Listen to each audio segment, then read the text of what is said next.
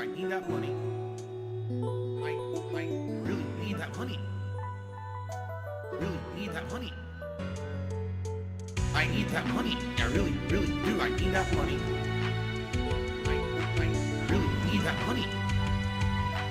Really need that money. Really, that money. That money. Hello, everybody. It's Dark Side Phil. I need that money to pay my bills, the electric bill, the internet bill. Stupid fucking trolls, man. I just want to chill.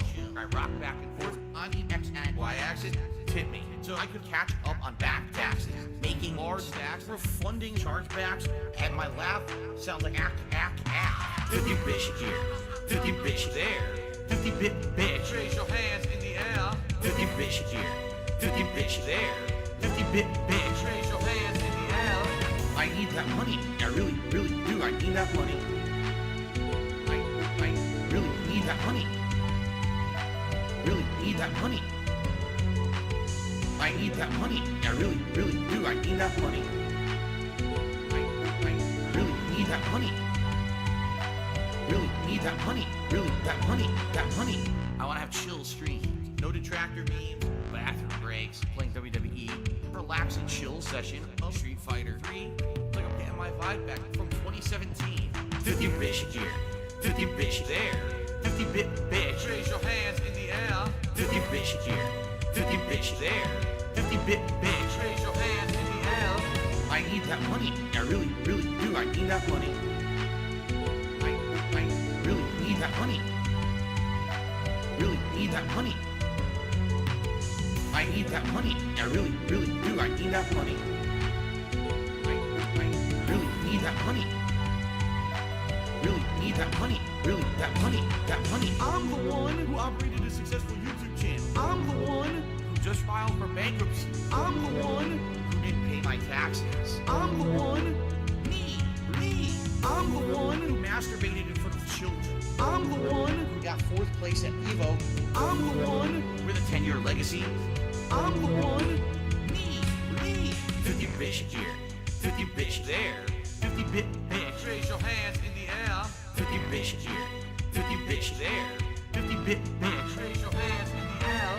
I need that money. I really do. I need that money to pay my bills, the electric bill, the internet bill, the condo fees, my mortgage, my taxes, my back taxes, my current taxes, my state taxes, my federal taxes, my tax attorney, my tax guy, my tax accountant, my bankruptcy lawyer, all of my credit cards, my new setup, and a new laptop, PS5, gin.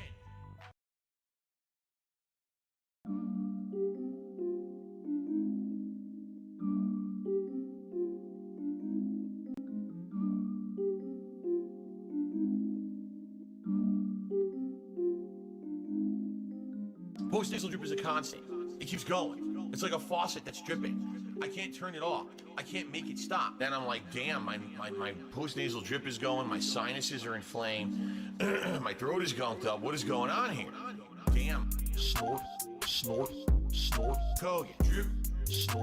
Snort. I got the drip. Go. Snort. Kogan. Drip. Snort. I got the drip. Go. Damn. I got the drip. Go. I got the tips. Go. Damn, I got the drip, go. I got the tips, go. Clear your throat, please tip me. Damn, clear your throat, blow your nose. Damn. Snort. Kogan, drip. Snort. I got the drip, go. Snort. Kogan, drip. Snort. I got the drip, go. I got the drip, go. I got the drip, go. I got the drip, go. I got the drip, go. I got the drip, go. I got the drip, go. I got the drip, go. It's like a faucet that's dripping.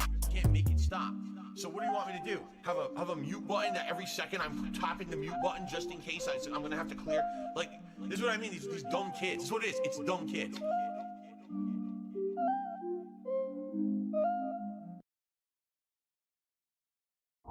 Here's the thing. I became infamous on the internet in 2016 for accidentally beating off on camera. Now, luckily, nothing was shown. There was absolutely nothing exposed to the internet. It was just me doing my own things. I went viral for it. I just want the bust. Oh man, bust. Give me the monster. Bust. Wow, it's big. Bust. Oh my God, look how big he is. Oh my God. Wow.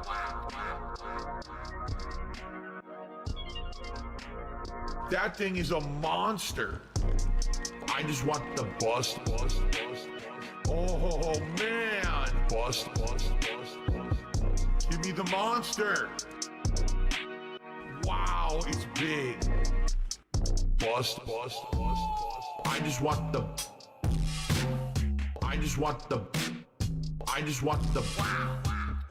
Give me the monster. I just want the vibrant and robust. Wow. I just want the bust. I just want the Give me the monster. I just want the Wow, it's big. Where did the load go? I just want the bust. Oh man, bust.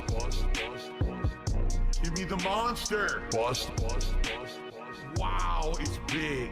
Bust. I just want the bust.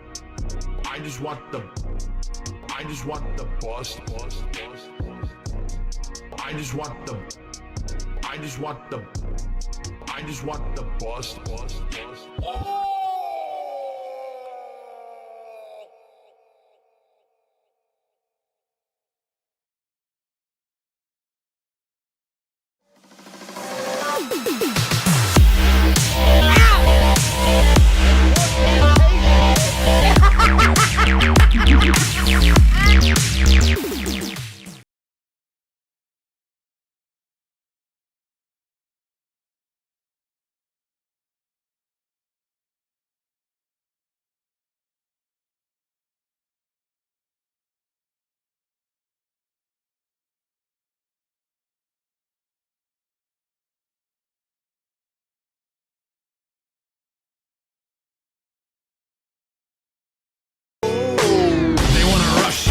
Cause a stampede, no handles, flying like a banshee. They use cheat codes, but we don't cheat though. No cliff notes, homie, we don't need those.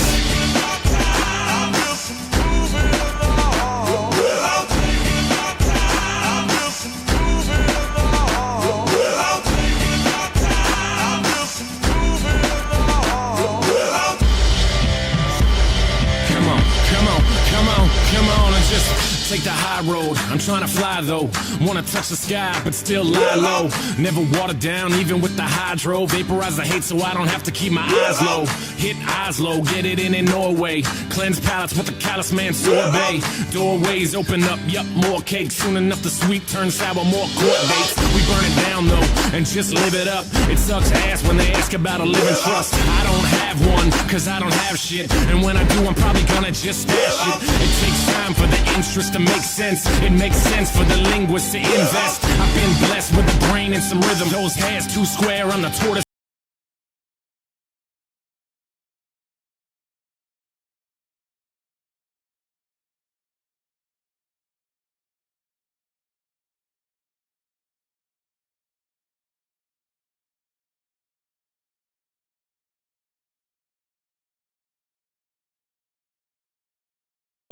But no carry-ons, but we carry hope. No politics, but y'all should probably vote. Don't involve me, I live for the stereo. Right side, left side, middle path, adios.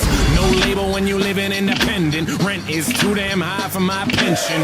Like the lottery, the way it just rubs off. Opposite of Jimmy McMillan, I take the gloves off and take some cheap shots, fighting for the beatbox. I'm throwing down harder than the dude who beat Brock. I'm more able though, but still murderous. On the beat.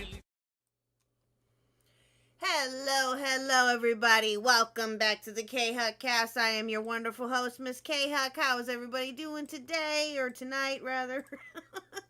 Hope everybody is doing good, guys. Hello. And yes, I wish that I could get a doggy camera. I totally wish I could, but we'll see. Maybe we can get there one day. Maybe, but, yeah, need monies for that one and to get into all the things with. But anyway, hello everybody. Hope we are all doing good. I started a little early because I realized that there's probably going to be a lot to this, and I am on a little bit of a deadline to get this done. Later on tonight, we're going to go see Beetlejuice. So, hold on. Give me 1 second, guys.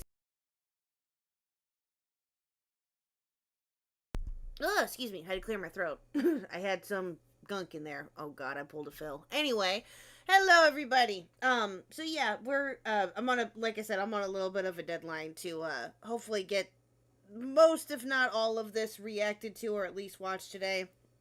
So, I was gonna wait until this weekend, or till tomorrow, to possibly stream this, or to react to this, but, y'all, this is bad. This is so bad. Oh my god. I didn't even know. See, listen. I understand that it's Phil, and that, obviously we've talked about him quite a bit here, and, we'll probably continue to talk about him quite a bit here. I don't know.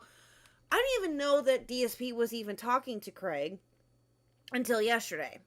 And I was like, oh god, okay, whatever. That, they're talking, and DSP seems to be on his, redemption arc there for, a hot minute, because, of course, some of you know, he talked to Keemstar, and now he's talking to Craig, or he talked to Craig. Now, from what I understand, the one with Keemstar wasn't too bad. Like, they had a decent conversation from what I saw of it. They had a decent conversation. It seemed to go well, and, all of that, which is great. I haven't seen all of it yet. I did see a good chunk of it, but I haven't seen all of it, so. But from what I've heard, it's actually pretty decent. This, however, I heard was a hot mess. So I watched it last night, and y'all, I'm telling you right now, the amount of times that I literally wanted to pause the video and just scream and yell, there was too many to count. It's bad. It's so bad. So, anyway, we're gonna go ahead and get started. On a scale of 1 to 10 Nintendo Mail, in my personal opinion, I'd say it's right up there between a 9, an 8 and a 9. Maybe even, I'd go as far as to say maybe a 10. Yeah.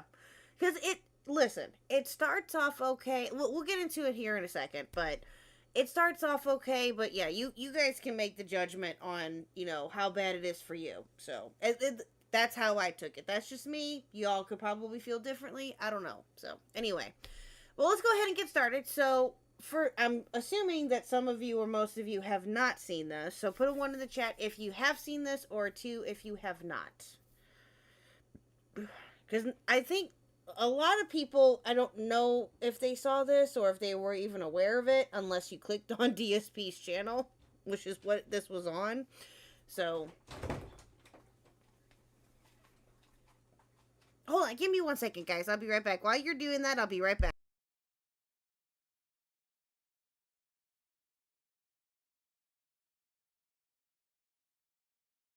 Okay, sorry about that. Anyway, okay, so, alright. Let me go ahead and get that together then. Hold on, give me 1 second while I get all that situated. Hold on. Okay. So, yeah, like I said. So, this is the interview. Now, this was on DSP's channel. I tried to find a smaller, or a shorter version of this. And there is a shorter version of this that I believe, Duty Streams, put out. Which is, obviously, it's about, that one is about 30 or so minutes. And I watched some of it, and it's not like but a lot of it got cut out, because I guess it just got reduced for time and stuff, but this one is the hour and a half one that is on DSP's channel. You need to watch the full hour, okay? This is, to get, yeah, I feel that it would be better explained if you watch the full hour and a half. But if you prefer to watch the Duty Streams one, you go right ahead. Or if you guys want to watch that later on at some point, just to, get again, whatever you guys want to do. It's up to you. So, But this is from DSP Gaming. This is from his stream. Now, this was from yesterday. So, oh god, y'all, and I want to point something else out here too, real quick. I did hear about Dr. Disrespect coming back. I did hear about the stupid response that he made to the allegations. I did hear about all that. If I can, at some point tomorrow, I'm hoping that I will be able to stream it and react to it. Maybe, I don't know. It's all going to depend on how everything goes tomorrow. But I was thinking of possibly reacting to that tomorrow at some point. I just don't know. So, we'll see. Usually, as you guys are aware, the weekends for me are usually pretty hectic. So, I don't know what I'll be able to do, but we'll see. So, you saw the Keem interview with Phil? Yeah. So, yeah, like I said, trippy. So, Phil had on Craig. Now, it seems that DSP, for those of you who probably know, or have figured out anyway, that DSP seems to be on a little bit of a redemption arc here, right? So I guess he decided to have Keemstar on to clear the air with, which apparently he did. You know, from what I've heard, they have. And then he decided to ask Craig to come on, which Craig did, right?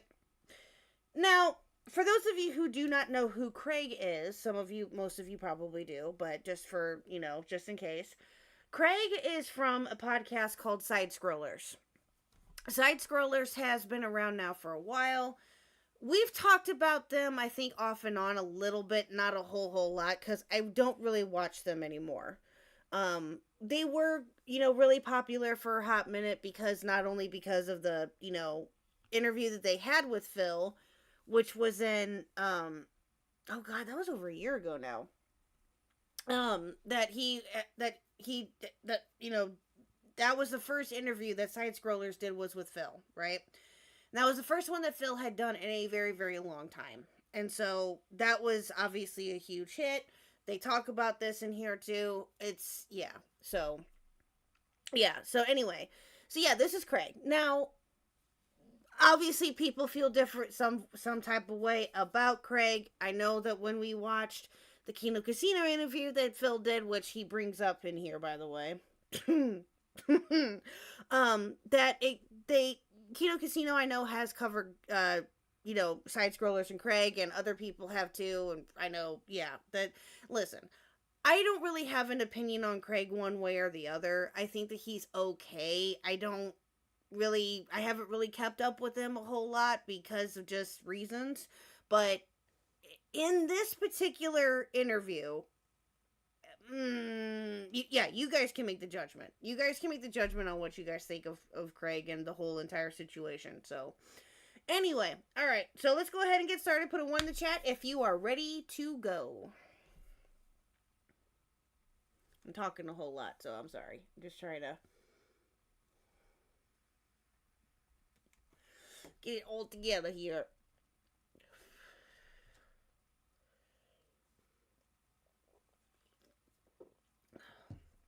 So, Craig's an odd cat. Yeah, I agree, Trippy. Craig, to me,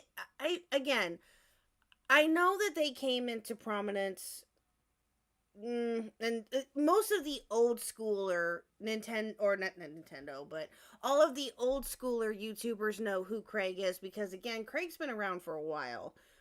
And I didn't know that. The first time that I got introduced to him was when they revamped Side Scrollers and all that, last year. But yeah, other than that, I didn't know who he was until obviously when all this came up, and the first time around anyway. So,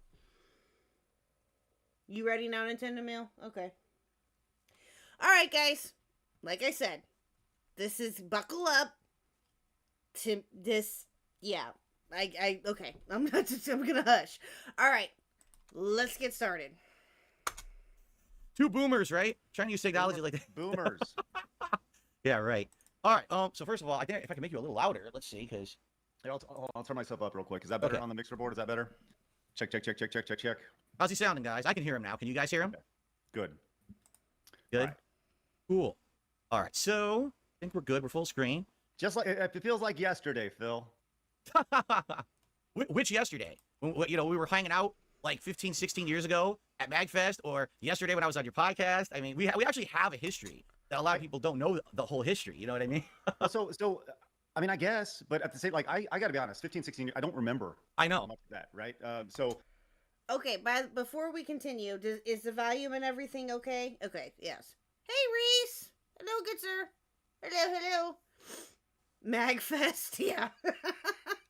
Yeah, this gets brought up here. Oh god. Okay. So yeah, they had some like sound issues at first, and it continues on like off and on throughout the stream. It's not terrible, but yeah. So that's what they were trying to do. They were trying to adjust the sound. So if you say we were hanging out, then we hung out. So I mean, we probably played a few games together, I would imagine, over the years. Yeah. Right. Yeah. And you know, I actually, if you remember, I was a guest at ScrewTac Gaming Convention in 2012, 2013. I was actually a featured guest, and I even was one of the finalists at the Iron Man of Gaming competition you had. The Iron Man of Gaming, yes. That was so far ahead of its time, while also still being 20 years too late.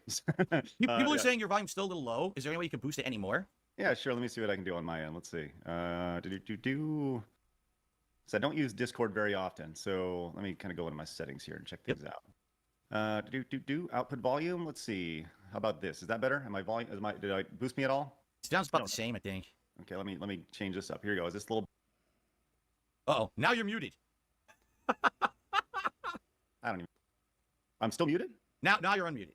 Okay. Well, I think this is what's gonna have to do right here. All Hey, right. look, there's a picture of me in your background. Look at that. Of course. I've Wow. upgraded, sir. Look at my setup now. Yeah, listen, I'll tell you what. What an upgrade. Great job. Awesome. oh geez, he's a boomer of Discord like Badwick.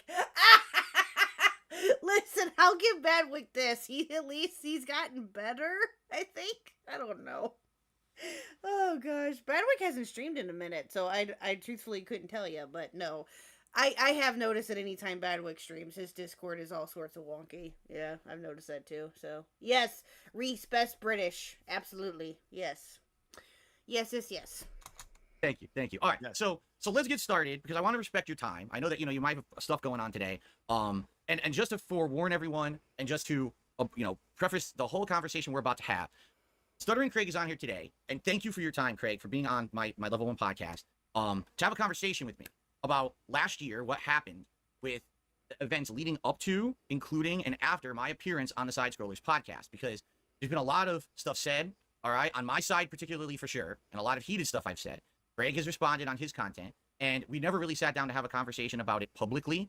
And I feel like this is the best way to do it, is to have a forum where we're just going to be cordial with each other. We're going to talk about it, hash it out, figure out exactly what happened, and figure out how to move forward from here.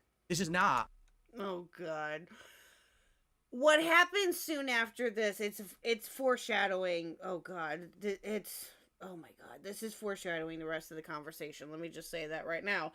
But yes, so as I said before, Phil, this does start off, kind of cordial at first. It is, it's decent. It's not bad. It's not bad.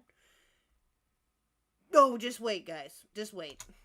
An attack session on Craig. I've already said this right before Craig showed up, so I'm going to say it again because now we're actually have him on the show. This is not, oh, I don't like Craig. Let's all in the chat rally against him and insult him and stuff. This is not, oh, let's all take pot shots on Craig. There is no surprise guests that are going to show up. There is no shocking gotcha questions here. It's literally not about anything about Craig's background. Shocking gotcha questions. Oh, do you lie through your teeth there, good sir? Do you lie through your teeth?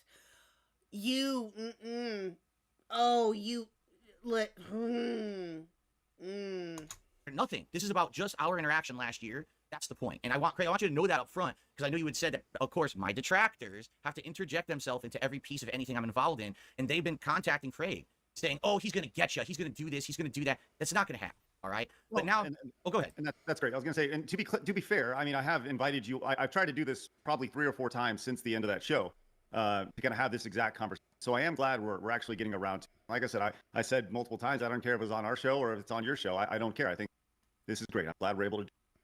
All right, good. Now, that being said, I'd like to... I am so sorry, guys. Hold on. Give me 1 second. I'll be right back.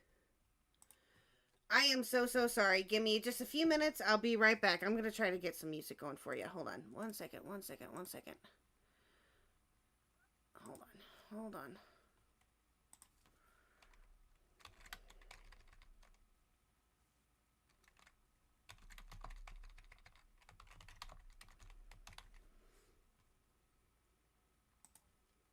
You need a glass of wine? Oh, you're going to need it for this, Trippy. You're going to need it for this for sure. Okay, hold on. Give me 1 second. All right, be right back, guys.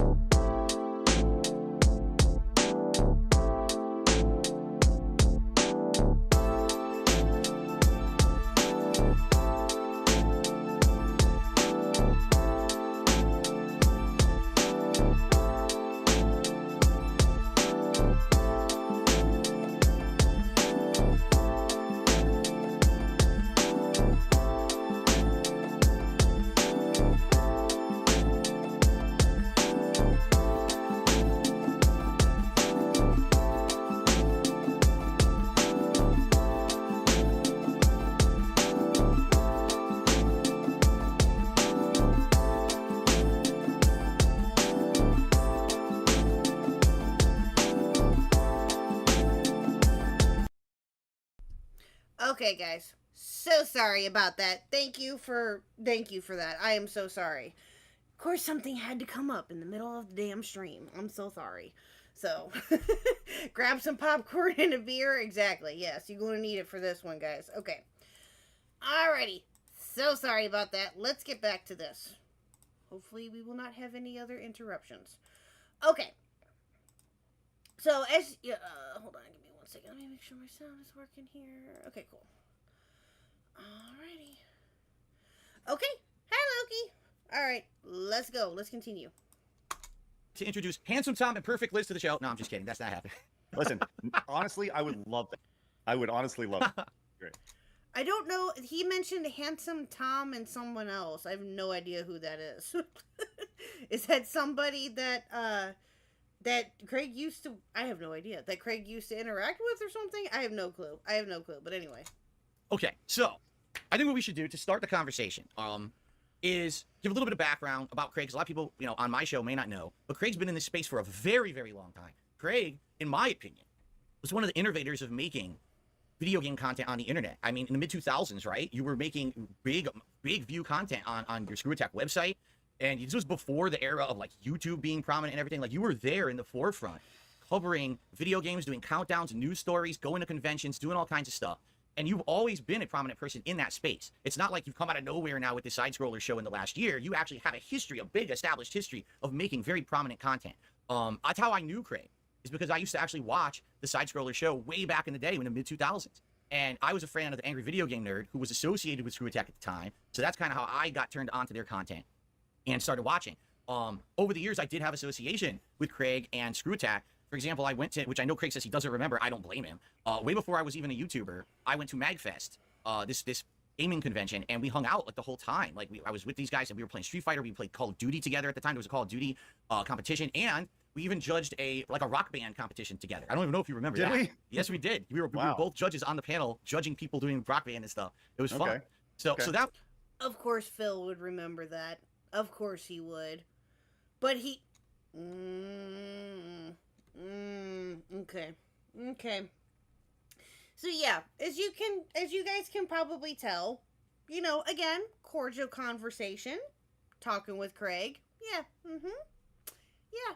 that was like our first personal interaction. And then fast forward to years later, I was a YouTuber. I was a big YouTuber in the gaming space. I was like not top, but you know, I was bringing in 10 million views a month on my DSP gaming channel. And I wanted to go to conventions and stuff. And I had contacted you and you said you were reviving the Screw Attack Gaming Convention. You were bringing it out of retirement. And I said, I would love to be there. Oh, Handsome Tom is taller than Jacob. Okay, noted. And he's also a ginger, so he's a soulless hell spawn. Listen, not all gingers are soulless hell spawn. Okay, Trippy, jeez. Are you 6'1", Jacob? Oh. Well, good to know. Good to know. Yeah, I'm 5'2". I wouldn't have, no. I don't know nothing about no 6'1". That ain't me. But yeah. There as a guest, and you had me as a guest. And let me tell you, Craig, you were the most gracious dude. Like, I knew that you didn't really remember me from MagFest at the time. You were like the most nice guy to me. You were there, and you know, we had a table, a vendor booth, and there was a little misunderstanding about a vendor booth with someone else, and we hashed all that out. And basically, you were so cool. And you know, so from my history of knowing you, Craig, you were just a really nice guy. You were a good guy in the gamer space, making this content. We hung out at MagFest. You were so personable. You're such a nice guy. Meet you at Screw Attack Gaming Convention. So all the history I know of you is that you're just a really solid dude, right? So what changed? What changed, Bill? When did I become so irrelevant? Oh, irrelevant. Not irrelevant. That's not, absolutely not. But basically, I want to preface this of how this whole thing came about, why I would even like want to be on your show. And Did you say at one point that he was irrelevant? Because I bet you probably did. Which is why Craig probably brought it up. I wouldn't... maybe. That's what it seems like anyway. That's the implication that I'm getting. stuff like that. So I heard, what was it? It was either late 2022 or early 2023. I heard through the grapevine, hey, Phil, did you hear that Side Scrollers is coming back? And I was like, no, I didn't know that. Let me check it out. So I actually did my research, and I saw that you had announced that you were going to bring back Side Scrollers. It was going to be a fun podcast about gaming, and you know. He did his research. Oops, I'm sorry. Did I laugh out loud? Oops, sorry. Sorry. I'm gonna monetize the hate now, guys. That's what this stream's gonna be. Monetizing the hate. You know, all this stuff. And I got interested because I'm like, wow, that's cool. You know, I used to listen to the show when it was audio only way back when, and it would be cool to see a revival. Now, I didn't know if you were going to have anyone back from the old show or anything, but I'm just curious. So I actually started listening to and watching your show when you revived it. And I just was thinking in the back of my head, now I know at this point, everyone hates me, right? Like, I'm the guy you love to hate on the internet. I'm the guy everyone dumps on as a content creator. But I'm like, man, it would be fascinating. It's not because you do it to yourself. That's not it. That's not it at all, is it, Phil? No, it's not, is it? If out of nowhere, out of the blue, if Stuttering Craig contacted me and asked me to be on a show, because that would be wild, because I don't go on shows, right? I don't do interviews, I don't do anything. It would be such a cool thing for a guy from my past who, you know, I have a good relationship with. I mean, it's been 10 years since I talked to the guy, but it would be pretty cool if that happened. And then lo and behold, you actually did. And I never thought in my wildest dreams you would have. So what I'd like to preface is that now we're getting to, you know, talking about what happened last year. What actually happened that you reached out to me like that out of the blue after 10 years of no contact? Yeah, I think that when Side Scrollers was starting, the show's evolved, a little, right? Because it's now a decade later. Right? You can't be doing the same thing that you were doing a decade before and expect success.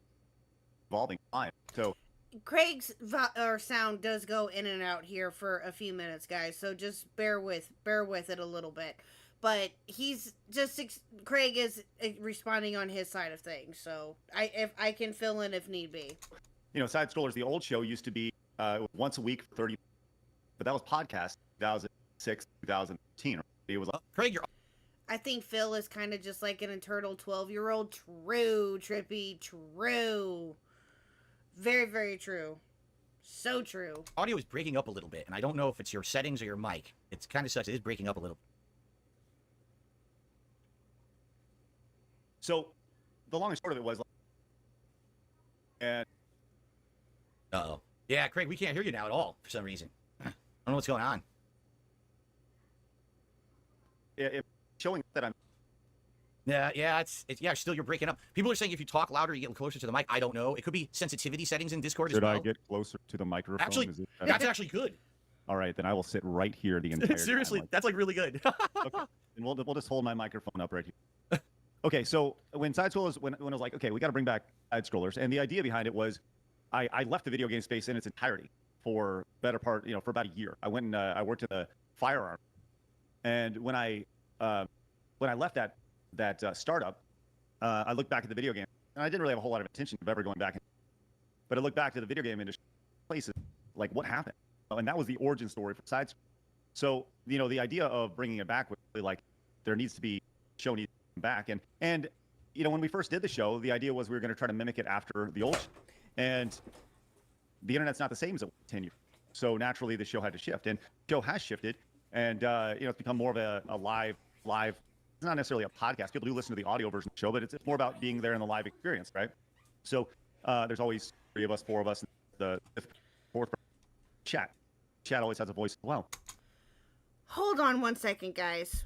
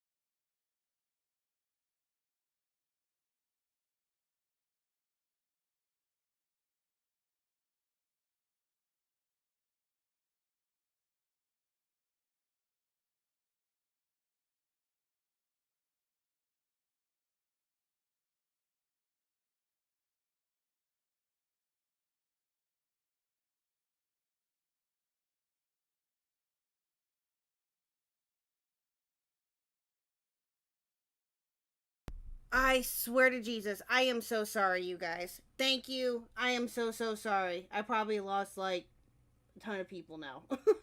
I am so sorry. Oh my god. I swear this house. Everyone is crazy in this darn house, right? Right. Oh, man. Again, so sorry. Apparently I picked a bad time to start streaming. I'm so sorry. Okay. All right. So, anyway. Hold on. Give me a second here. We all good now? Okay. All right, guys. Okay. Let us continue. Let's try to get through this. So, you know, I just like back at Screw Attack, I knew that just how you got to know Screw Attack through the Video Game Nerd, or people got to know any of the number of partners that we've had throughout the years through Screw Attack. It's always good to grow through association and the whole rising tides aspect. And that was always something from the start. Was I want there to be a base crew, and we'll have guests every day, and it'll be a rotating cast of characters. And that's where it came down for. You know, I did a few interviews beforehand, and you think they got him on some meds? Oh, Trippy, probably gonna think differently after this. I don't know. Well, it's yeah. The idea was, well, I'll just reach out to everybody that I used to know and see if they're interested. So you were brought up, and I had not heard or talked to you in a decade, as you said. I certainly didn't know any of the lore, and kind of really anything. I didn't know if you'd seen success on YouTube. I didn't know if you'd seen. I certainly didn't know about the detractor stuff. So that was, you know, when we announced it, when I reached out to you, and you're like, sure, you know, I was like, okay, cool. And the intention was for you to come on and just be a regular guest on the show. Right. And let's keep in mind. Now that I didn't know. If it went well, that that Phil was going to be, or supposedly going to be a regular on the show. Can you guys imagine if that would have actually happened? Oh my god. But that I didn't know until he said that. But or maybe Craig was just saying that to I don't know, who knows, but yeah. I think we're like 2 weeks into the show. I think we launched February 5th. And I think I announced you like the 1st of March, maybe like February 20th or whatever. I remember when he first announced him, and some of you probably remember that too. I remember that as well. And it was a big thing, and it still is a big thing at the time, that they got Phil. Because again, you know, as we all well know, Phil hasn't done, or had not done, an interview with anybody else for quite some time. It had been a while. I think, if I remember correctly, and I could be mistaken, but the last one that I think that he may have done was probably with the quartering. I'm maybe, I don't know. That's what I'm going to I could be wrong, but that's the last one that I remember him doing anyway, or hearing of him doing, besides now side scrollers.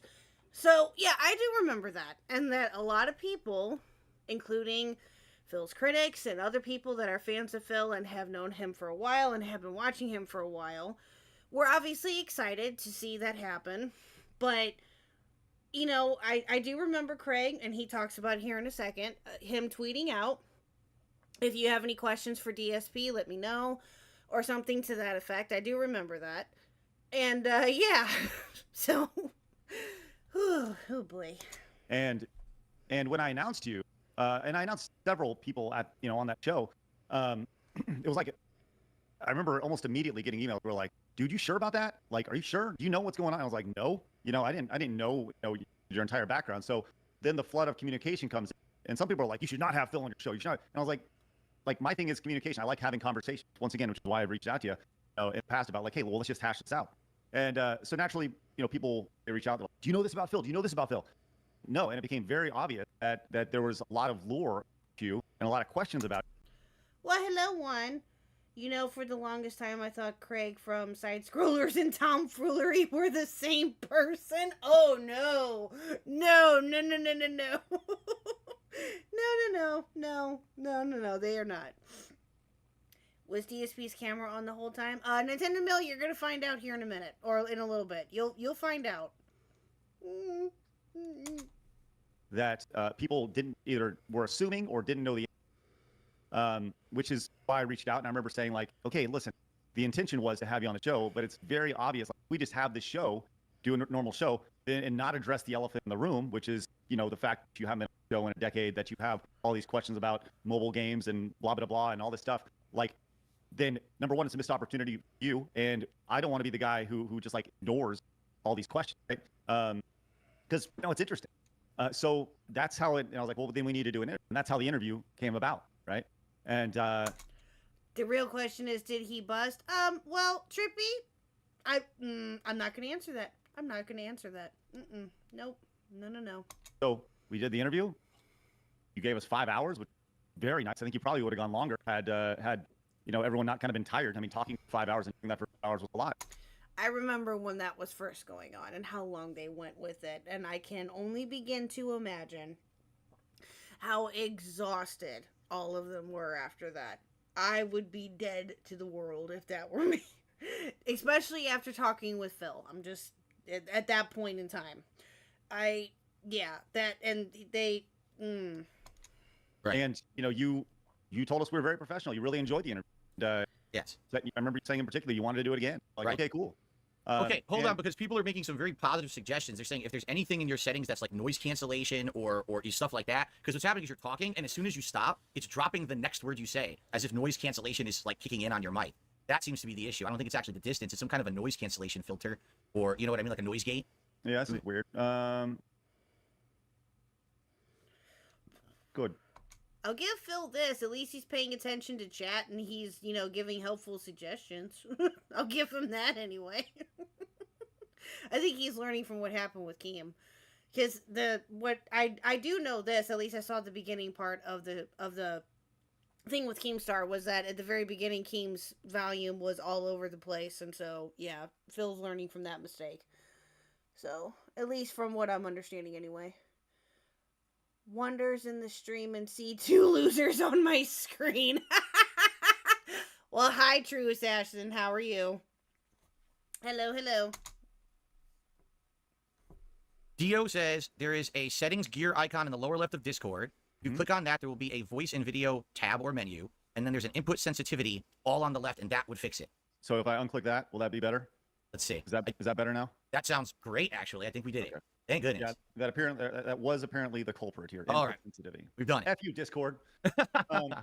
Okay, so that leads us to, we do the interview, and right. Well, actually, let me jump in, because I do want to talk a little bit about my perspective going into this interview and the conversations we had. All right, because we want to be transparent about this, and I want to hear your perspective, and I want to give my perspective, because let's be honest, the truth is probably somewhere in the middle. That's what happens in all these situations.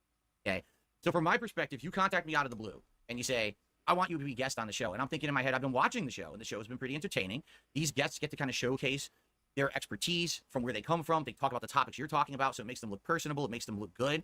And then they get to kind of talk about their brand or whatever they're working on. And for me, I actually was just launching a new channel called DSP React. And the idea was that I was going to try to use this appearance as a way to kind of launch this channel. I had all these ideas for things for the channel and everything. And this is a way to get it out to a new audience. Maybe you're not interested in seeing me play games, but maybe you want to see some kind of React style content, right?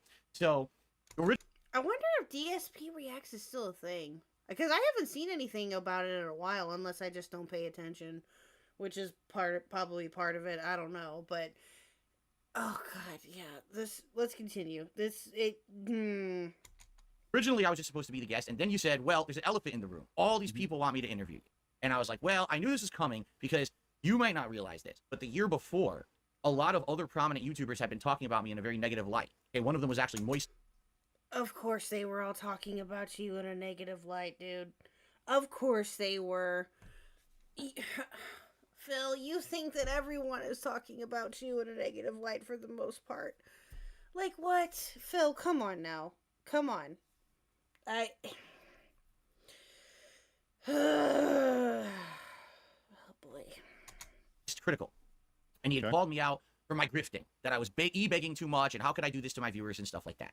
And when he had done that, I was like, I agree with him, because now when I look back at how I was talking on a particular stream, like, I agree with this guy. Like, I'm being a miserable wretch. I'm being an ungrateful jerk. I said, but the thing is, if that's the case, right, why don't you ever interview me? Like, if everyone has a problem with me and the way I conduct myself or whatever, I would just like to be interviewed and treated like a person rather than. Okay, this is where this is my first bruh moment right here. Okay, Phil.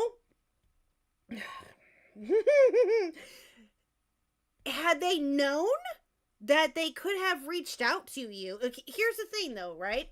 There have been multiple creators, I'm sure, besides, what you've been doing now, that have reached out to you in the past, that have wanted to talk with you, right? I'm sure that there probably has been. I don't doubt that at all. I don't know if Moist Critical was one of them, or if others were, whatever, okay? He doesn't have to talk to you. He doesn't. Oh my god. If Moist Critical didn't want to reach out to you to do an interview, he didn't have to at the time, and he, I don't know. He had his reasons for it. Who cares? Who cares? Who cares? But here's the other thing, though, Phil, is that obviously you've kind of mended your ways since then, I guess. I don't know. We'll see. But so obviously you were on Kino Casino, which he does bring up, and yet we reacted to that, as I mentioned before. That wasn't bad. But Kino Casino are different, obviously, than most content creators, because obviously they just run differently, and so other content creators run differently too. But you have been known to not only be so difficult to reach out to, but you'll just automatically ignore, or had ignored, anyone that wanted to reach out to you genuinely to just talk with you. That's not, Then yelled at across the internet from their people's high purchase. It's kind of like punching down, right? I'm just a little rinky-dink guy, and I got. Oh my god, the punching down, and oh my god.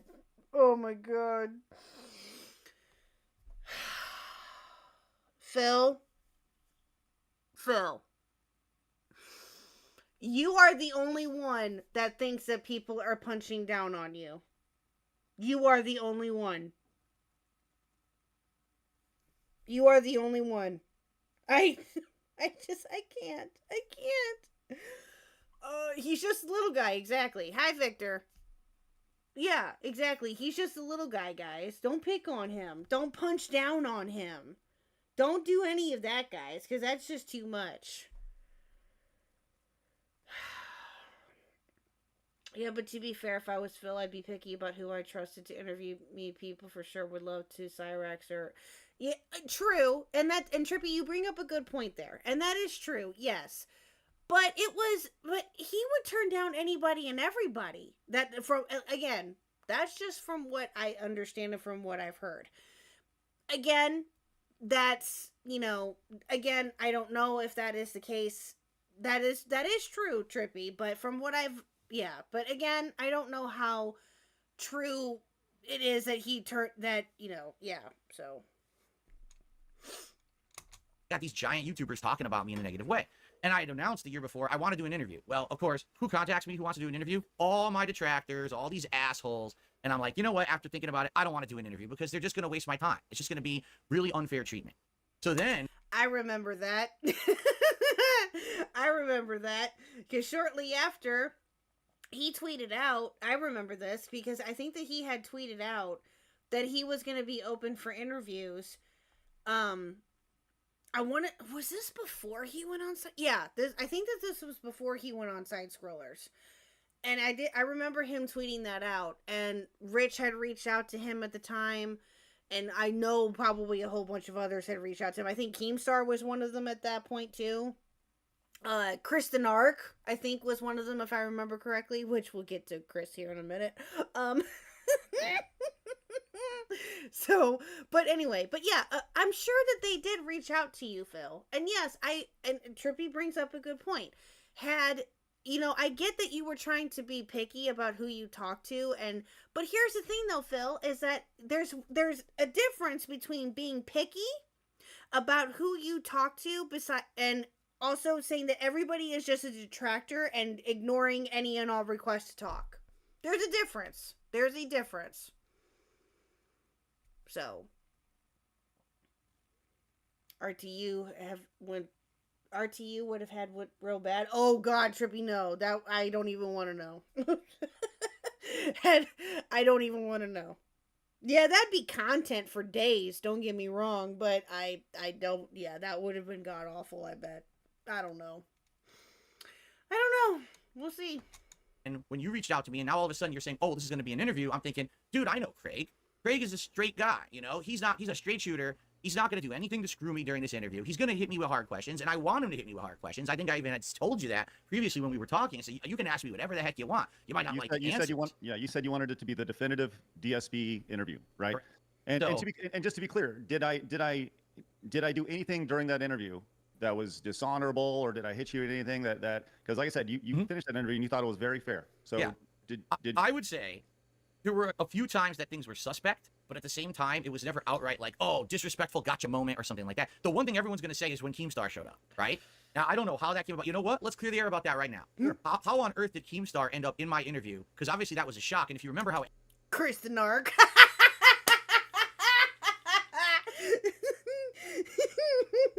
I'll answer that for the both of them. It was Chris the Narc, motherfucker. Guys, oh God. I don't think Chris will ever be able to live that down. I don't think he wants to live that down. I don't blame him. If I was responsible for getting Keemstar on to talk with Darkside Phil for the first time in, like, I don't know, God knows how long, yeah, I would be gloating about that for forever. Absolutely, and rightfully so. He deserves all the credit. Chris. I remember when all that was going on, too. That was hilarious. He does like to stir the pot. He sure does, Trippy. He sure does. But we love him for it, though. Oh, gosh. What happened, it was really questionable circumstances. Someone DDoS'd me off the internet. So I couldn't even continue the interview. And as I got DDoS attacked, Keemstar showed up on the show, and everyone's like, what the heck is this? Like, I'm sure this is a coincidence, right? So what actually happened? Yeah, well, if And you know what's sad, guys, is that he actually did get DOSed during that stream, and it was legit. That's so sad. Oh, that was so bad. Oh God, that Comcast employee. Oh God, that was horrible. That was so bad. Oh, jeez. Yeah. and once again, it's been 18 months, so I'm actually going to go through and I'm going to look through my DMs right now to make sure I'm saying this correctly. But from what I recall, he had, like most people at the time, had reached out via DM, and let me see. I don't like to divulge private conversations, but let me go back as best I possibly can to see. Let's see, we did that on what? FYI, because I don't know if you know this, Greg. I had Keem on the show last week, and we hashed everything out. We're good. Cool, excellent. So, there's no issue. Yeah, you're good for now. For now. I'm waiting for you to I'm waiting for it though. You guys are cool now, but I'm waiting for it. I'm waiting for that to change. I'm very iffy on you being actually cool with him. I'm not gonna lie. Issue. There's no bad blood between me and him, so it's not like, oh, you're gonna divulge something that he's gonna be pissed about. Nah, we even talked about the appearance and everything, why he was on the show, so it's all good. I want to hear from your perspective how it came about. So I think somebody had mentioned the idea of having him on, and I was like, well, if you're watching, then DM me. So he DM'd me, and the idea was like, look, you said beforehand you didn't want to talk with him, right? And I was like, fine, that's fine. Now, you said your internet went out, right? So that was like, okay, well, let's take this opportunity to, we got Phil here. Let's take this opportunity to bring Keem in. Twiddly Medina! Hello, my dear. Hello. My favorite is Twiddly Medina ever. Hello. Yeah, so I do remember this, okay? So if I remember, and again, it's been a minute since I've seen that stream, but I do remember bits and pieces of this, so, of how Keem came on, besides obviously Chris messaging Keem, okay? How Keemstar actually came on, from what I remember, when shortly after Craig got that DM, he had asked Phil if he would be okay with Keemstar coming on. Phil said no, that he would not want him to come on. So Craig, of course, abided by that and said, okay, and explained, what I think, if I remember, Craig had just mentioned about how Keem would really wanted to talk with him or something along those lines, if I remember. And Phil obviously denied it, said no, and so Craig, obviously can just let it go. And then when Phil got DDoSed, now that we know, and got, he had to go fix that issue, Craig then brought Keemstar on, okay, and talked with him briefly while Phil was getting situated, right, and getting all that figured out. Then, once they got word that Phil was good to go and that he got it all worked out, that's when Keemstar left, and he came, and then, they talked with Phil, and then Keem came back once Phil agreed to have him on. If I remember, that's what the sequence of events were. But Craig did, obviously oblige by it and say, okay, I'm not going to do it. And he did, and I'm sure that he had every intention on keeping it that way. But yeah, that is, yeah, that's how I remember that going down. Right? Because he had DM'd me and he was like, let's talk. And if you recall, during that interview, like, I was attempting to honor your word there. You said you didn't want to talk to Keem. So I went out of my way to be like, listen, we'll only have Keem on if you're okay with it. And the intention, and I think I've said this at the time, was to build a bridge, right? Was to build, and think about this, you probably wouldn't have had Keem on last week had we not done that on Side Scrollers, had it not opened up the communication between the two, right? Maybe, I disagree. I would have had Keem on regardless. I don't think that him being on the interview. Bullshit! I remember getting to this part, and I literally just with my reaction initially was bullshit. Bullshit! You would not have had Keemstar on. No fucking way, bro. No shot. No. You not had. Okay, is Side Scrollers the reason why that conversation that Side Scrollers ended up having with Keemstar and Keemstar coming on and talking with Phil? Did that open up the floodgates to Keem and Phil talking? Yes. Did it lead to the conversation that Phil ended up having with Keem? Maybe. Who knows? But I truthfully, I couldn't tell you why Keem went on DSP, why he went on the show. I think that he went. I don't know if there's any reasoning, I should say, behind why Keem went on. But, or if, I'm sure that there probably is, I just don't know what it could be. So, if there is one, I don't know. But, yeah, I kind of agree with Craig here a little bit, that had it not been for for Phil agreeing to have Keemstar come on, then I don't think that we would be where we are at right now. I'd have to kind of agree with him on that one. You had anything to do with him being on this show last week? That's fair. Totally Bullshit. fair. But like I said, I'm just going off assumptions. I don't know. That's fine. I want to hear your perspective. So this is good. This is good. So the idea was to build a bridge, right? And whether it worked or not, that's fine. So we had John, and when your internet came back, it was like, okay, I believe, and like I said, been 18 months. I believe we pulled Keem back, brought you back on, and said, hey, we have Keem here. Are you okay with this? Before Keem came back on. Right? Yep. And the way I like to think of it is probably like, it's halftime of a basketball game, right? So you go down to the sideline reporter to talk to the coach, right? Or something along those lines. And you get there, and like Keem being the color commentator at the time to provide, hey, how do you think this is going type of thing, if that's the best analogy that I can give, like off the cuff. But yeah, it wasn't meant to be malicious by any means. And nothing that we've ever done has meant to be malicious towards you. And I've stated that continuously. I will agree with that there. I really legitly think that Craig did not want to offend Phil because, and as it's been pointed out, had they had sites, and I don't know if they would actually do this. Other people that have been watching Side Scrollers for longer than that can probably answer this, but I don't think that Side Scrollers would have sideswiped Phil at the time. And I'm not saying that they would in general. I'm just saying they would not have done that with Phil. Because if they would have, that would have caused Phil to run, and that would have caused a whole bunch of mess of chaos. And I don't think that that's what they were doing at the time. So, in my communication with you, it's never been meant to be to tear you down or make, as your words, make money off your misery. That's never been an intention at all. So yeah. Okay. So I understand what you're saying. I get it. But you have to understand that from an outsider's perspective, okay? Even what you just said, a lot of people didn't know. A lot of people didn't know that I told you beforehand that I didn't want to talk to Keem on this interview. So you've been told ahead of time, I don't want interaction with this man. Literally, one of my trolls who works at Comcast DDoS's me. I'm serious. This is proven it happened. There's actually evidence now, and the person's been fired. So the troll who works at my ISP DDoS.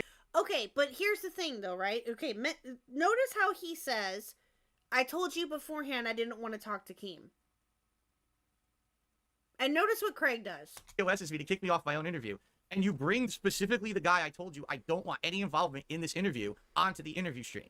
So I think you can understand how that looks, right? So while you're gone, I'm actually looking at our DMs with him right now. He said, let me pop on so when he comes back, he can respond, right? Because I believe, and once again, 18 months, I believe we were talking about Keemstar beforehand, right? So he was broached, the conversation about him was brought up, right? So I'm of the mindset that if I would rather talk with somebody than about somebody, right? And I've said that many, many times on our show, and I say that right now, which is why, once again, I'd much rather talk with you than about you. So I think that was the situation. He said, let me pop in so when he comes back, he can respond, right? And the idea that you said something about Keem then responded, you come back and you can then respond to what Keem said while still keeping you separate, right? But the opportunity was there. We're like, hey, well, look, once again, Keem, you can talk about DSP. DSP, you can talk about Keem. Why don't you just talk to each other right now and hash all this shit out, and everyone's better for it, right?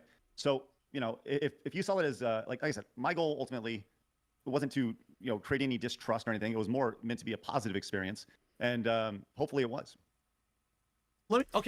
Okay. So what Phil is trying to say here is that he had told, at least from my understanding, this is again my opinion on the situation. It sounds like to me that Phil is trying to say that he told Craig before the interview that he did not want to talk to Keemstar. That's what I got out of it. But again, I could be mistaken it. But yes, on the stream, that did happen. Craig brought up about Keemstar DMing him, and all of that did happen. Yes, on the stream itself. But Phil is making it sound like he told Craig before the interview that I will not talk to Keemstar. I don't think that happened. I don't think that happened, guys. I'm just saying. I don't know if I believe that or not. Yeah. Okay, so from my perspective, all right, you're absolutely right. So I'm getting DDoS attacked. I come back, and you ask me, hey, Keem's on the show already. Is it okay? Can we have him on? You absolutely did that. I can confirm 100%. I mean, it's already recorded, but yes, you did. Well, yeah, no shit, Phil. I could pull up the stream right now, and we can debunk that in a heartbeat if you would have said any different. No shit. That's very respectful of you that you did that, and I said yes. In my mind, I'm already desperately trying to get back on the show because if it looks like I cut out of the show, everyone on the internet is going to say I'm a coward. I ran from the tough questions, so I'm doing everything I can to get back as soon as I can. The moment I get back. Oh, we have no doubt that you did. Now that we know that you legitly were DDoSed by that Comcast employee, I have no doubt that you were. But Phil,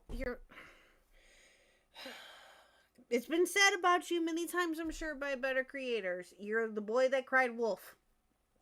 Okay, you just are. That's what you are. You're the boy that cried wolf.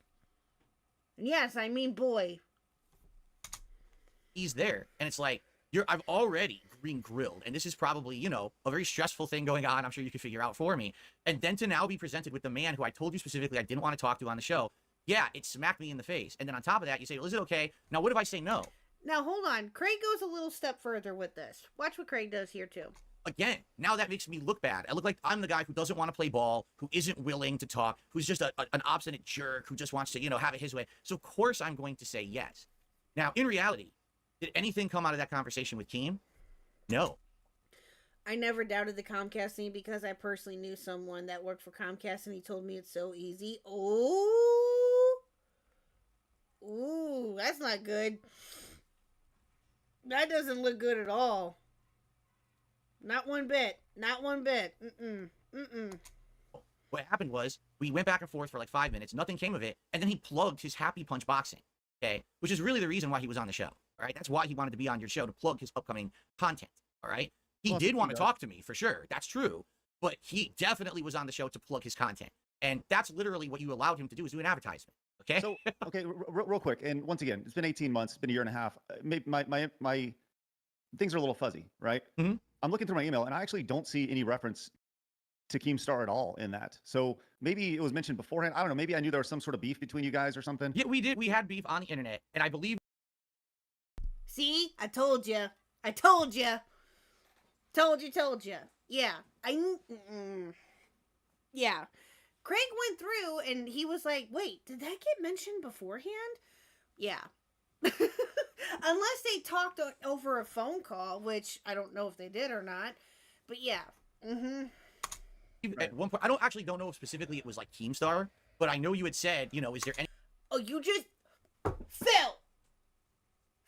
You just said that it was Keem! Phil! Phil, you literally just said, I told you specifically I didn't want to talk to Kim. Oh. I told you guys. I told you this is going to make your head hurt. I told you. You guys are going to suffer with me. Sorry to do that to you, but oh my God. I could not react to this. I could not. It's just... Anyway, I said I just want it to be us, right? I don't want to have guests coming on and stuff. I want it to be our conversation, right? That's what it was supposed to be. So, having this guy is shocking that he's in there. Why is he on this interview, right? Okay, I get it, right? I get it. So, but with that said, we did finish up, and you were totally pleased with things, regardless of if Keem appeared or not. You were pleased as punch. Said you want to do a second time. I said I'd like to do a second time, and to be clear, everything was great, and until the next day, right? That's right. Now, to preface this, we had actually in our discussions about this interview. The discussion was we were going to do this giant, hard-hitting, harsh interview. And then once we got through it, I can't remember the exact wording you used, but basically it was kind of like, let's get through the tough thing, and then let's do the fun thing, right? First, let's do the interview, then let's have you on as the guest as you were intended to be originally, right? That was the whole intention of this thing. And I have no doubt that that's what it was going to be, or that was Craig's intention, or the rest of Side Scroller's intention. I have no doubt of that, right? I'm sure... Listen, had Craig not asked you the questions and done at the time, his due diligence and what he could with getting as many questions as he could, whether it would have been from your quote-unquote detractors or if it would have been from other people, had Craig not done his due diligence in asking you the questions that everybody wanted to ask you at the time, then the interview wouldn't have gone well, right? At least at the time it wouldn't have. Craig would have had to have a different approach. That's not what he decided to do.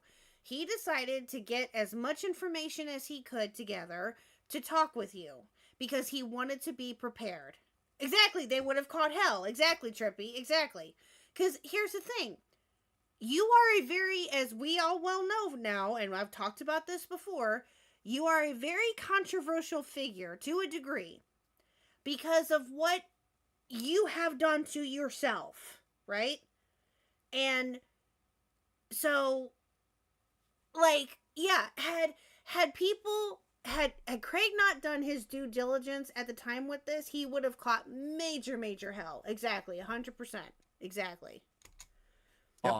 So you're absolutely right. After the interview, I jumped on my own personal stream and I expressed to my audience, listen, I knew it was going to be a rough interview. I knew he was going to ask questions. That I wasn't going to be able to provide evidence of my side of it or whatever. And that's fine. I just wanted to have a place where people can see all of my answers. So they'll stop bugging me on my streams about this stuff because it really had nothing to do with my content. You're talking about mobile games and expenses and shit. It has nothing to do with the broadcasting I'm doing every day of gameplay and stuff like that. I just wanted to be somewhere else. So I actually was happy that we had covered all of that. All right. So by the end of that day, 100%.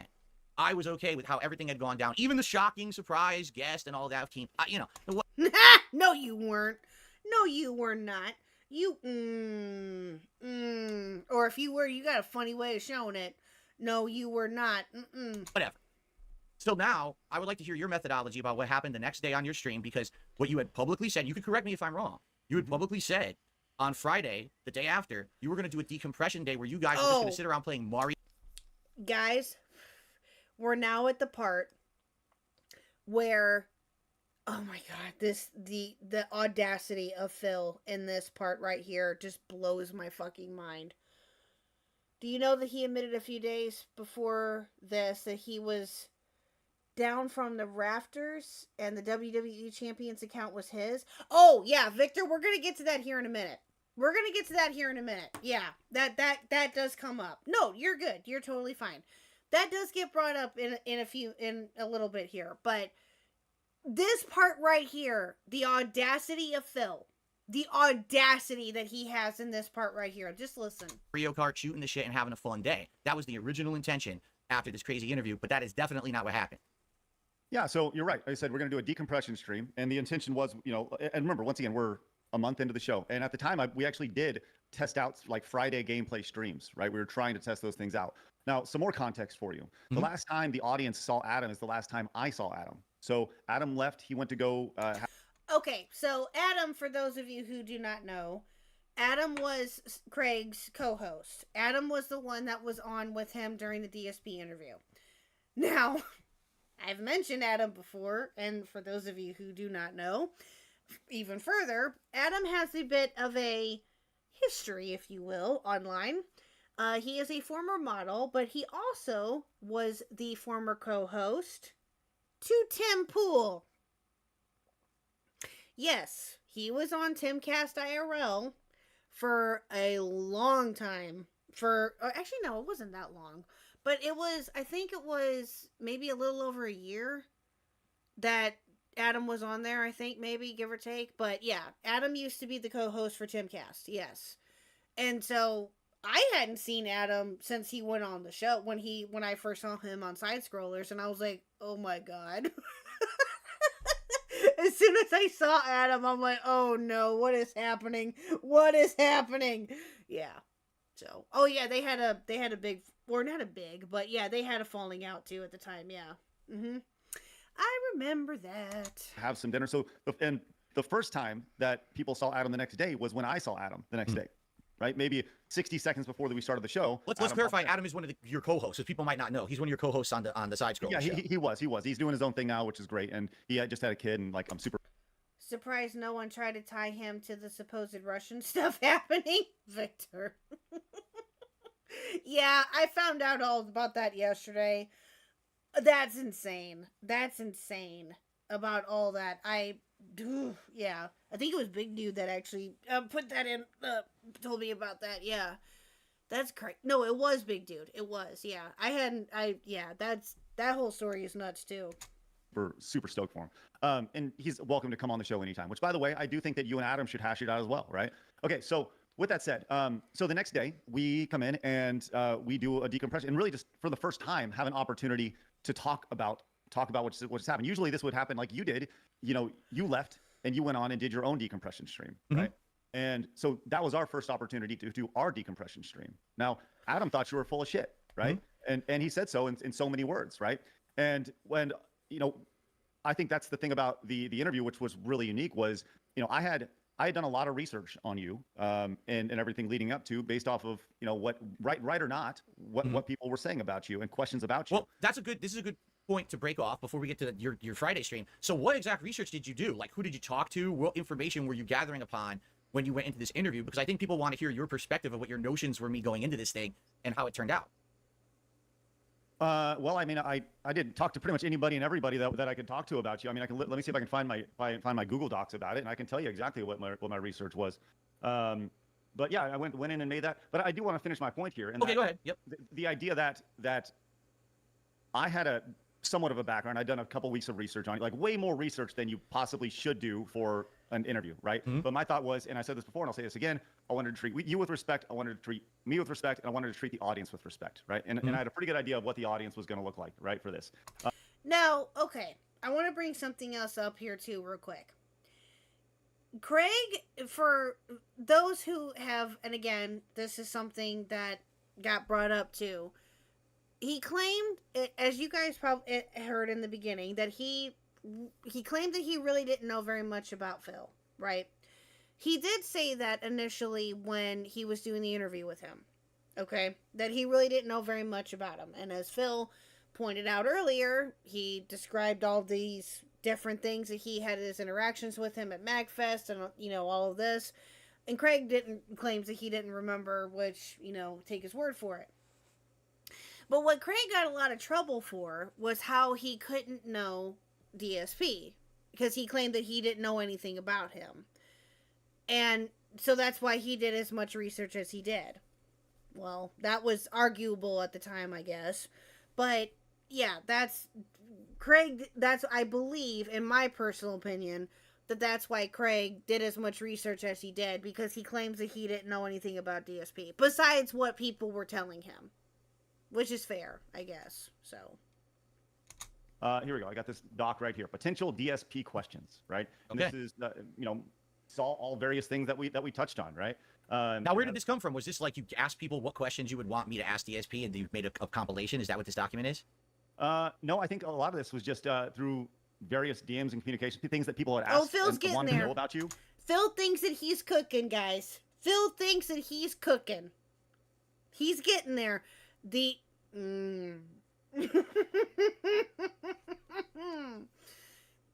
Obviously, the WB Champions thing, the various clips that, broader questions. How do you think? Let's see. I'll go down the list. I've been told not to interview you. Why do you think that is? When you stream, who is streaming, Phil or DSP? What have you done to change the perception from a production standpoint? Right. So, like I said, there's a list of these things. Right. And then there's like some of my notes in here, right, where we talk about, what there's. I remember one point in particular we were talking about your, you've been doing this forever, but you don't have a business plan or a financial plan. People were really hung up about your taxes, so wanted to touch about that. How you spend your money, obviously, with WB Champions, which we can talk about. Okay, the taxes thing, that's a little much. That was a little much at the time. That was a little much in my personal opinion, but yeah, so. But yeah, the WWE Champions one, oh, y'all ain't ready. Y'all ain't ready. Talk about that in a little bit. So Craig, you have to understand, literally every question you just asked, I mean, just think about it. Every question you just asked is basically like personal stuff. And it's stuff that my detractors would want to know. Okay. Of course. Exact. See? He's getting there, guys. He's getting there. He's getting there. Just listen. So now I'm just telling you from an outside, from your perspective, from an outsider's perspective, or even my perspective, it sounds to me like what you did for 2 weeks is you just said, hey, everyone who doesn't like Phil, contact me and talk to me. That is not what happened, Phil. That is not what happened. I started following Craig on Twitter soon after he announced that he was going to have you, okay? And I also subscribed to the channel soon after he announced that he was going to have you on, because I personally wanted to see this for myself as well. That is not what happened. He put out in a general tweet, as I mentioned earlier, about if anyone has any questions for Phil, I would like them or whatever. I do remember that. That is not what happened. I mean, you even had a clip from It's a Gundam, one of the most infamous people who rags on me all the time, as an audio question at the end of the interview. Papa Gundam, yeah. What I would like to ask you right now, and I hope that you'll be honest with me. Sure, I will. In your efforts to gather information about me for this interview, did you talk to anyone who actually likes me? Listen to Craig's answer here. He had the... This was my third or fourth or fifth or whatever bruh moment at this, y'all. Fuck you! I hope your whole family has a nice Christmas! This was so... yeah. Yeah. He literally asked me that. Oh, dumped since Panda Lee for 2, thank you. Depraved sexual partner needs to get his head out of his ass. He's smelling so much of his own shit right now that he's practically eating it. Thank you for dumped since Panda Lee. Appreciate it. Thank you. Thank you. Oh god, I shouldn't have even read that out loud. What is wrong with me? And thank you for that. I appreciate it. But yeah, it's Phil. Jesus fucking Christ.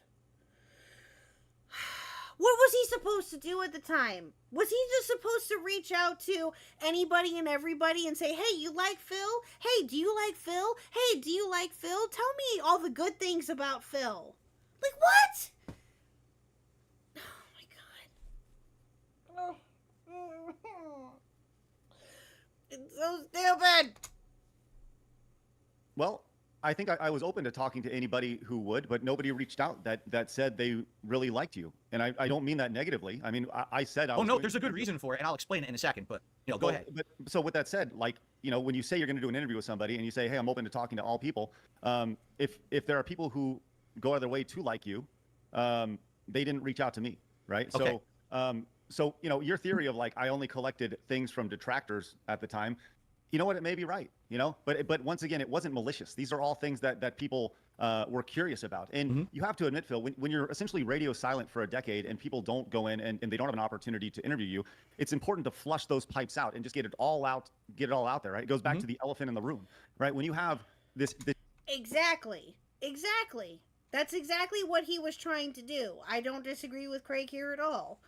And again, listen, was Craig or any of the side scrollers that were on that interview, which I believe it was just Adam and Travis, I want to say at the time, were they going to get anything and everything related to Phil? No, they were not. Okay? They were not going to get to anything and everything related to Phil. They were going to get to what they could and what they wanted to get to, which is fair, but they were not going to get to anything and every little minuscule detail, whether it was good or bad, about Phil at the time. I don't think, listen, when it comes to interviews with people, speaking from experience, at least from my experience anyway, you want to get as much information as you can. Now, are you going to get to everything? No. Do you try your best to get to everything? Yes. But again, it just depends on who you're talking to or whatever. I try my best anyway, when it comes to interviewing people, to try my best to do it as the same approach as I would anybody else. Do I alter some questions and my methods and things like that? Yes. But overall, I go in thinking, okay, who is this person that I'm going to talk with? Do I want to ask this? Do I want to ask that? There's a whole process that you go through in order to, make sure that you're doing what you feel is right. So, speaking from experience, I can agree with this, with Craig. Yes.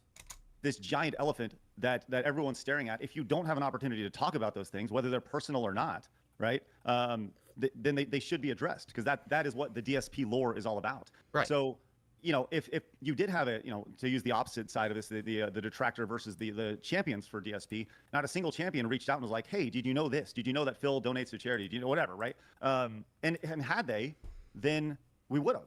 Now, with that said, leading up to this, you also knew what this was going to look like, because you prefaced me. I mean, I have our emails pulled up, and you gave me, sent me ammo saying, hey, this is what I think they're going to ask.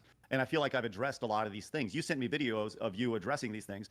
But as you said, you wanted this to be the definitive DSP interview, right? Yes, exactly. Out of Phil's mouth, he wanted this to be the definitive Phil interview. Mm-hmm. Yep. Oh my God, this.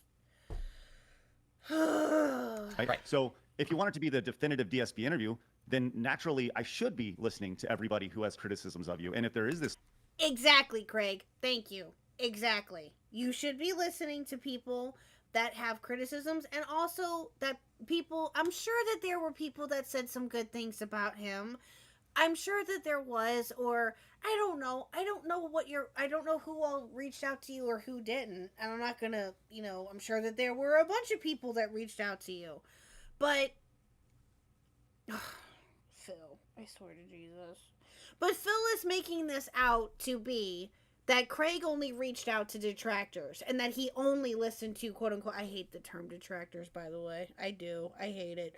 That he only reached out to detractors, which is not true. Yeah, did most detractors probably respond to you as you are thinking right now? Yeah, probably. But it's, yeah. Lore that's attached to it, then I wouldn't be doing my job as the interviewer to do research, good and bad, about the interviewee. Otherwise, it's a fluff piece. Okay. And fair enough, and I accept that answer, but now I'm going to give you my response, okay? Sure. And you probably don't know this, all right? The reason that my fans don't reach out and get involved in this kind of stuff is because my detractors, okay, those people who you were talking to get questions to ask me, systematically hunt down, harass, dox, and do horrible things to anyone who publicly supports me. Okay? And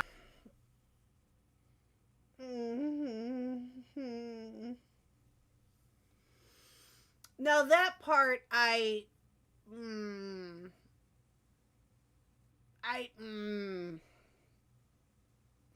that part right there made me literally just shake my head and like, oh, okay. And yeah, he went there. He went there. Oh my god. Okay, guys, we're gonna get through this as best as possible. We're gonna get through this. I promise you, we are. and I'm not just talking like, oh, someone was in the chat and said I like Phil. I mean, they'll try to hunt these people down, find their social media, find where they live, find where they work, call them, harass them, call them pedophiles, do horrible things to them. There's been supporters documented who give me a $100 tip, and then they get hacked and stuff. It's really, really messed up. Really?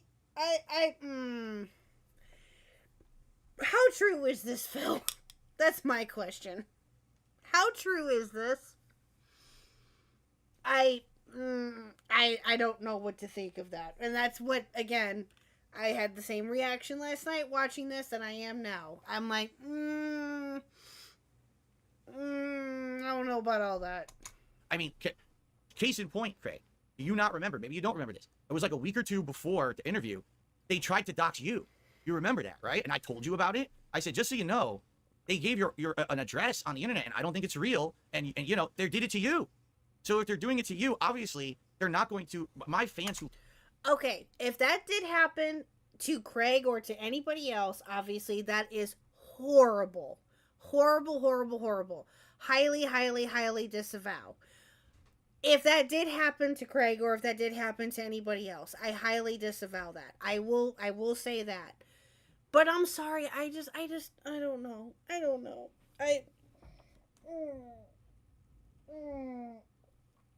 I'm still... who like me are not going to speak up in a public venue like that and be like, oh yeah, now I want to talk about Phil. No, they'll watch me, they'll silently support me, as they have done for a very long time, but they're not going to put themselves into the line of fire of these already deranged people, okay? And you maybe didn't know that.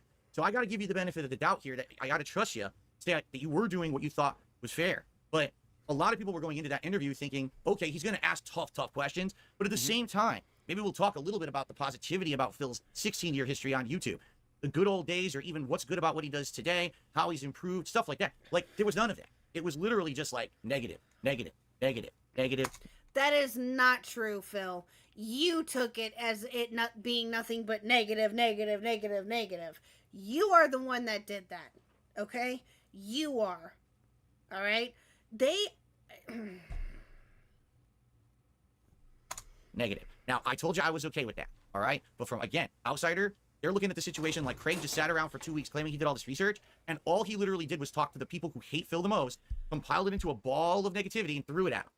And that's the perception of that interview at this point from those who aren't my detractors, basically. In fact, just to give you another example, Mike Clone, who I was planning on possibly doing a documentary with this year, said to me directly, you realize that Side Scrollers interview was just for your detractors, right? Like, no one else cares. No one else watched it and said, oh, it was literally a detractor interview.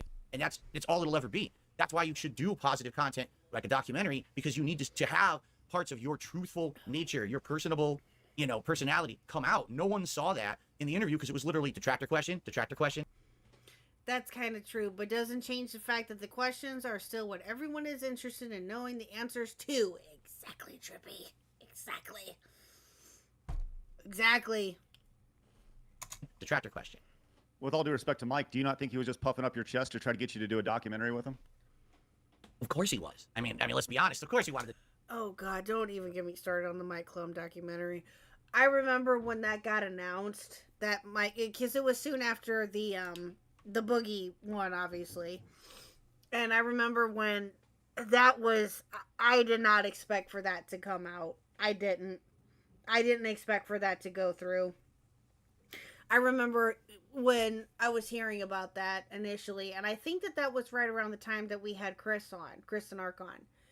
And, I remember talking with him about that too. And, I can't remember exactly what he said because it's been a hot minute since I've seen that stream. But I just remember thinking too, like, okay, It can either go one or two ways. If Phil goes along with it, then there's going to be some sort of issue. He's going to find some sort of problem because that's what he does. He nitpicks and he goes through creators, not, I hope not all the time, but he'll nitpick and go through different creators' content if they talk about him or bring him up, and he'll find anything negative to say about it. That's what he does. That's what he has done for years. To do a documentary with me, but I mean, from all this nonsense, there's always a little moment of truth, right? And it rings true. That interview, if you watch it back, you don't get to learn anything about me besides all the things people don't. Where's the rest of the Goof Troop? The Goof Troop are off tonight, so the Goof Troop are off tonight, so it's just me tonight. So don't like about me, and that sucks because that's there forever. That's a video that launched you guys into prominence for a while, right? I think you can agree. Can we agree there? Can we just say that interview did give you a launching board to popularity, right? And I'm not saying that anything that came after is a result of me. I'm not. But was that not the piece of content that launched your show into prominence and people wanted to hear from the side scrollers? Phil. I think that it raised awareness that Side Scrollers was back, but just to think that anybody who watched that, like, I would say we had Phil. Thank you, Craig. That's a dignified answer. I will admit, yeah, did that interview bring a lot of attention to side scrollers, and did they get, obviously positive and negative reactions to it? Of course they did, yes. Did it put them, was it a hot topic at the moment when they did have him on and everything, and did it bring attention to the channel? Absolutely. Absolutely. But they get into that a little bit further here too. 2,500 people tuned in live to watch that show, right? We had 3,000 watching our show today, right? That's right. Of that 3,000 who watched our show today, how many of those of that 2,500 were there? Probably zero, because your show today is a different show. It's completely different content. Well, it's not an interview. It's not about Phil, and I think I recognize that, right? Now, did it raise? Thank you, Craig. Yes, exactly. Yes, Phil, I'm sorry, but you were not the sole reason why the podcast itself became successful. Okay? You are not the sole reason why. They definitely got paid. Yeah, they sure did. They sure did. Oh, they get into that too, Trippy. That gets brought up. Oh, God. Is awareness? Sure. Is it why the show's been successful? No. And I agree with you there. Your show is taken off, and I want to say kudos and congrats to you for having a very successful show now. I mean, it's blown up, and that's great. But people didn't know about side scrollers until my interview. Is that a fair statement to say? It raised awareness. Yeah, absolutely. Okay. But just like our interview with the Tetris scene. Yeah, exactly. It brought attention to the channel, like I just said. But at the same time, Phil, you are not the sole reason why side scrollers became successful. Okay? You're just not. Oh my God, Phil, I swear to God. CEO, or us talking about Concord or Dustborn or whatever. Like, once again, the show was changing. We were trying to figure out what the show was, and it took about a year before we figured out what the show was. Yeah, you remember you were saying on the show, no politics, and now it's like it's completely flipped. Like, that's mostly what you're talking about these days. I disagree. I don't think what we talk about is politics at all. I think we talk about the culture of this stuff. Fair enough. Okay, that's arguable at this point with Craig and side scrollers now. From what I've heard, and again, it's been a hot minute since I've consistently watched them, but from what I'm under to understand, and again, these are just from different perceptions, I guess, that they've turned into more of a political podcast than what they would probably like to admit, maybe, is what I've heard anyway. I don't know, because I know that we've brought it up before, I know that they've had Melanie Mack on quite a bit, and they've had other controversial people on, here and there, but from what I understand, they've become more political than maybe they would like to admit. I don't know. I can't speak for personal experience because I haven't watched them in forever, so I don't know, but yeah. I'm okay, not hardcore politics. I agree with you there. Very rarely do we actually talk about Democrats or Republicans or anything like that. No, we talk about the culture associated. Culture, I get it. which I think from a video game perspective is way more important than whether a game gets a 7 or an 8 in a score. You know, Yeah. And I think that's what's limited, because at the end of the day, you see a number of the reason why side scrollers is working is, and our audience is growing, is because we know that there are a bunch of, as we say in our chat, our community is called normal men. They're called normal men for a reason, because there's a bunch of normal men who are looking around going like, yo, what the hell's happening? And this isn't right. This is not normal. And the thing about side scrollers, we do the exact same thing now that we did a decade ago. It's just in a different package, because a decade ago we were laughing at all the stupid shit that was happening in the video game space. Now there's just way more stupid shit that happens in the video game space that we can talk about it every day. You know, it's the same premise. It's just in a different package. So anyways, with that said, Okay, that's fair, and that's, if, again, I can only take Craig's word for it. So, yeah. Woke gaming, I've heard about all that too. I've heard of it. I don't know all about it, I should say. But yeah, that's, yeah. Didn't he have like, or isn't there like a campaign that either he helped with, that Craig helped with, or somebody helped with? Oh my god, I can't remember what the name of it is. Oh god, it's something about the woke gaming movement or something like that.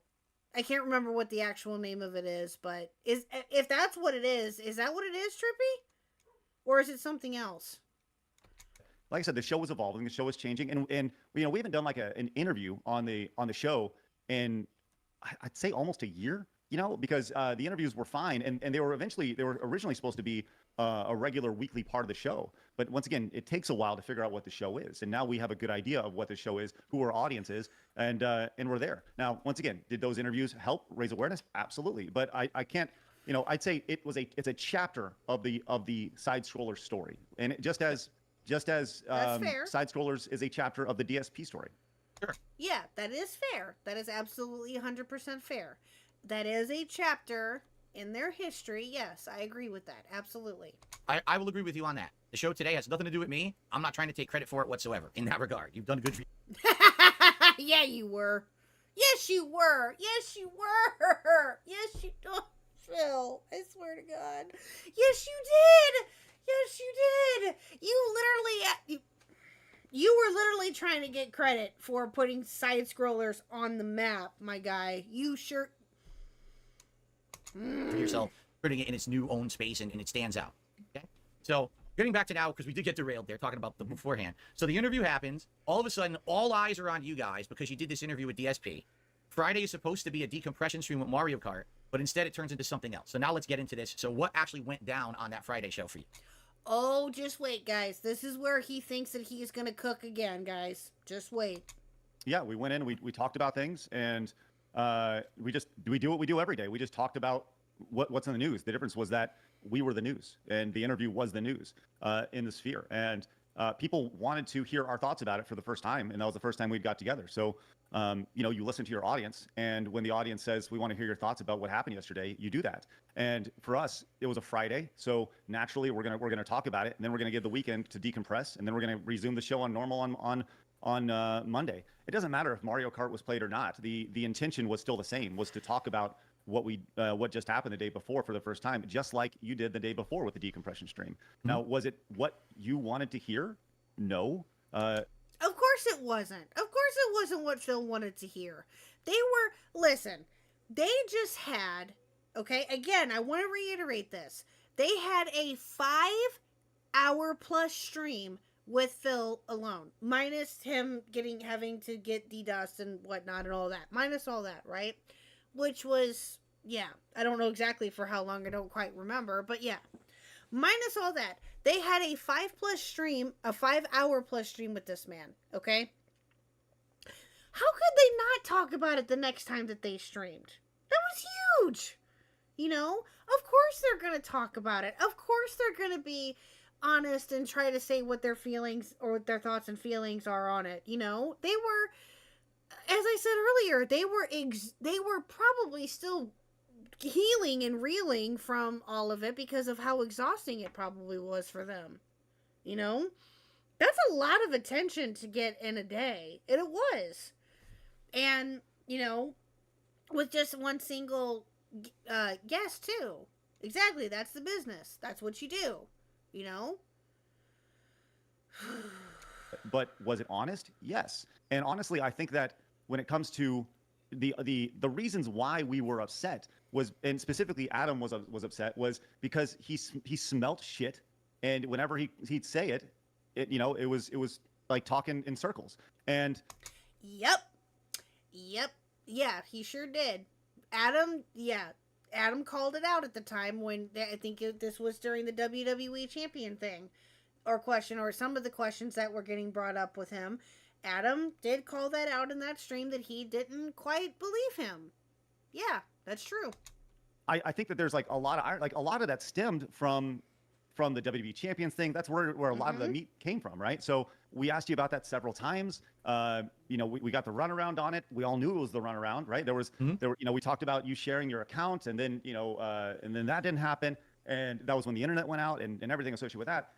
And so, we were upset about it, right? Because we smelt the shit. And I think that there's actually a lot of irony when it comes to this, in that, just was yesterday, I get sent clips to you all the time, and leading up to this especially, where you talked about WWE champions, and you said that, you spent for forever lying about it, right? So with that said, do you think that, you admitted to lying about this, right? Do you think that we had a right to be upset because we felt you were lying? We knew you were lying. You admitted to lying. Do you feel that we had a right to be upset the next day? Listen to this answer, guys. Listen to Phil's answer. Well, let me put it into these terms. Okay, when a guest is going to be on a show and is going to be interviewed, and they know there's going to be hard-hitting questions, and that was all previously established. All right, we knew all this was going to happen. That's why I agreed to do the interview, because I felt like this was going to be the definitive interview or whatever. Okay, never in my wildest dreams did I expect that the next day after the interview you were going to do that. You didn't even tell the public you were going to do that. And now, let's be honest here. What actually happened on that Friday show is you talked to my detractors almost the entire show. You were reading all of their contributions as they rolled in. I think some of them were previously from the interview the day before. I want to be fair here. I think they were leftovers you hadn't shouted out the day before. And then there was a ton of contributions that came in that day from my detractors. So you just sat there reading them. And, okay, you're upset. Phil, I swear to God. He's getting at him for... Oh, it gets worse, guys. Chat, it gets worse. Upset with me, you don't believe me, you smell shit, all right? But there's a difference between saying, well, we just did this big interview, we don't believe him, versus actually actively participating in memes that they have about me. Your entire cast laughed ack on the show, Craig, together, as if this was... Bro, Phil, you are legitly...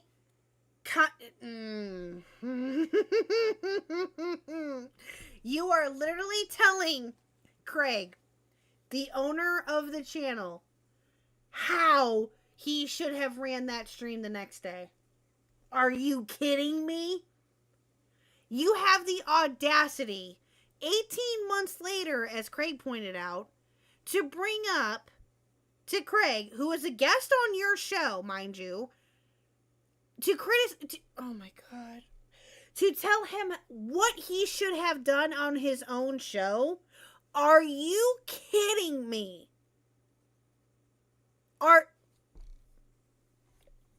Was something funny to do to deride Phil. I was the guest on your show the day before for 5 hours. I want to point something else out here too. I'll get to Phil here in a minute of what he just said.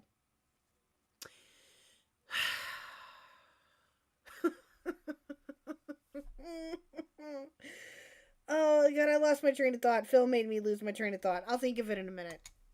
I was on your show and answered hard-hitting questions. You didn't have to believe the answer. Okay, hold on. Okay, this is what I'm going to say. Thank you. Hi, British Runner. This is what I was going to say. Even if, okay, let's say, for example, that even if Craig and the rest of the group would have came on and said nothing but positive things about you, like I said, you would have found something, a minuscule of something that they would have done that you found was not positive enough, and you would have nitpicked that hard fucking core. You would have, 100%. Hold on, did you answer? Because you. Oh, I did. Oh, indeed, I answered. You just didn't like the answers. There it is, guys. He answered it, but they just didn't like the answer. Forget the fact that he lied. Forget the fact that he lied about it. Forget that part. That part's not important. The point is that that's what the problem is. That's how Phil sees the issue, right? Is that Craig just didn't like the answer, guys. Craig didn't like the answer. Like, what?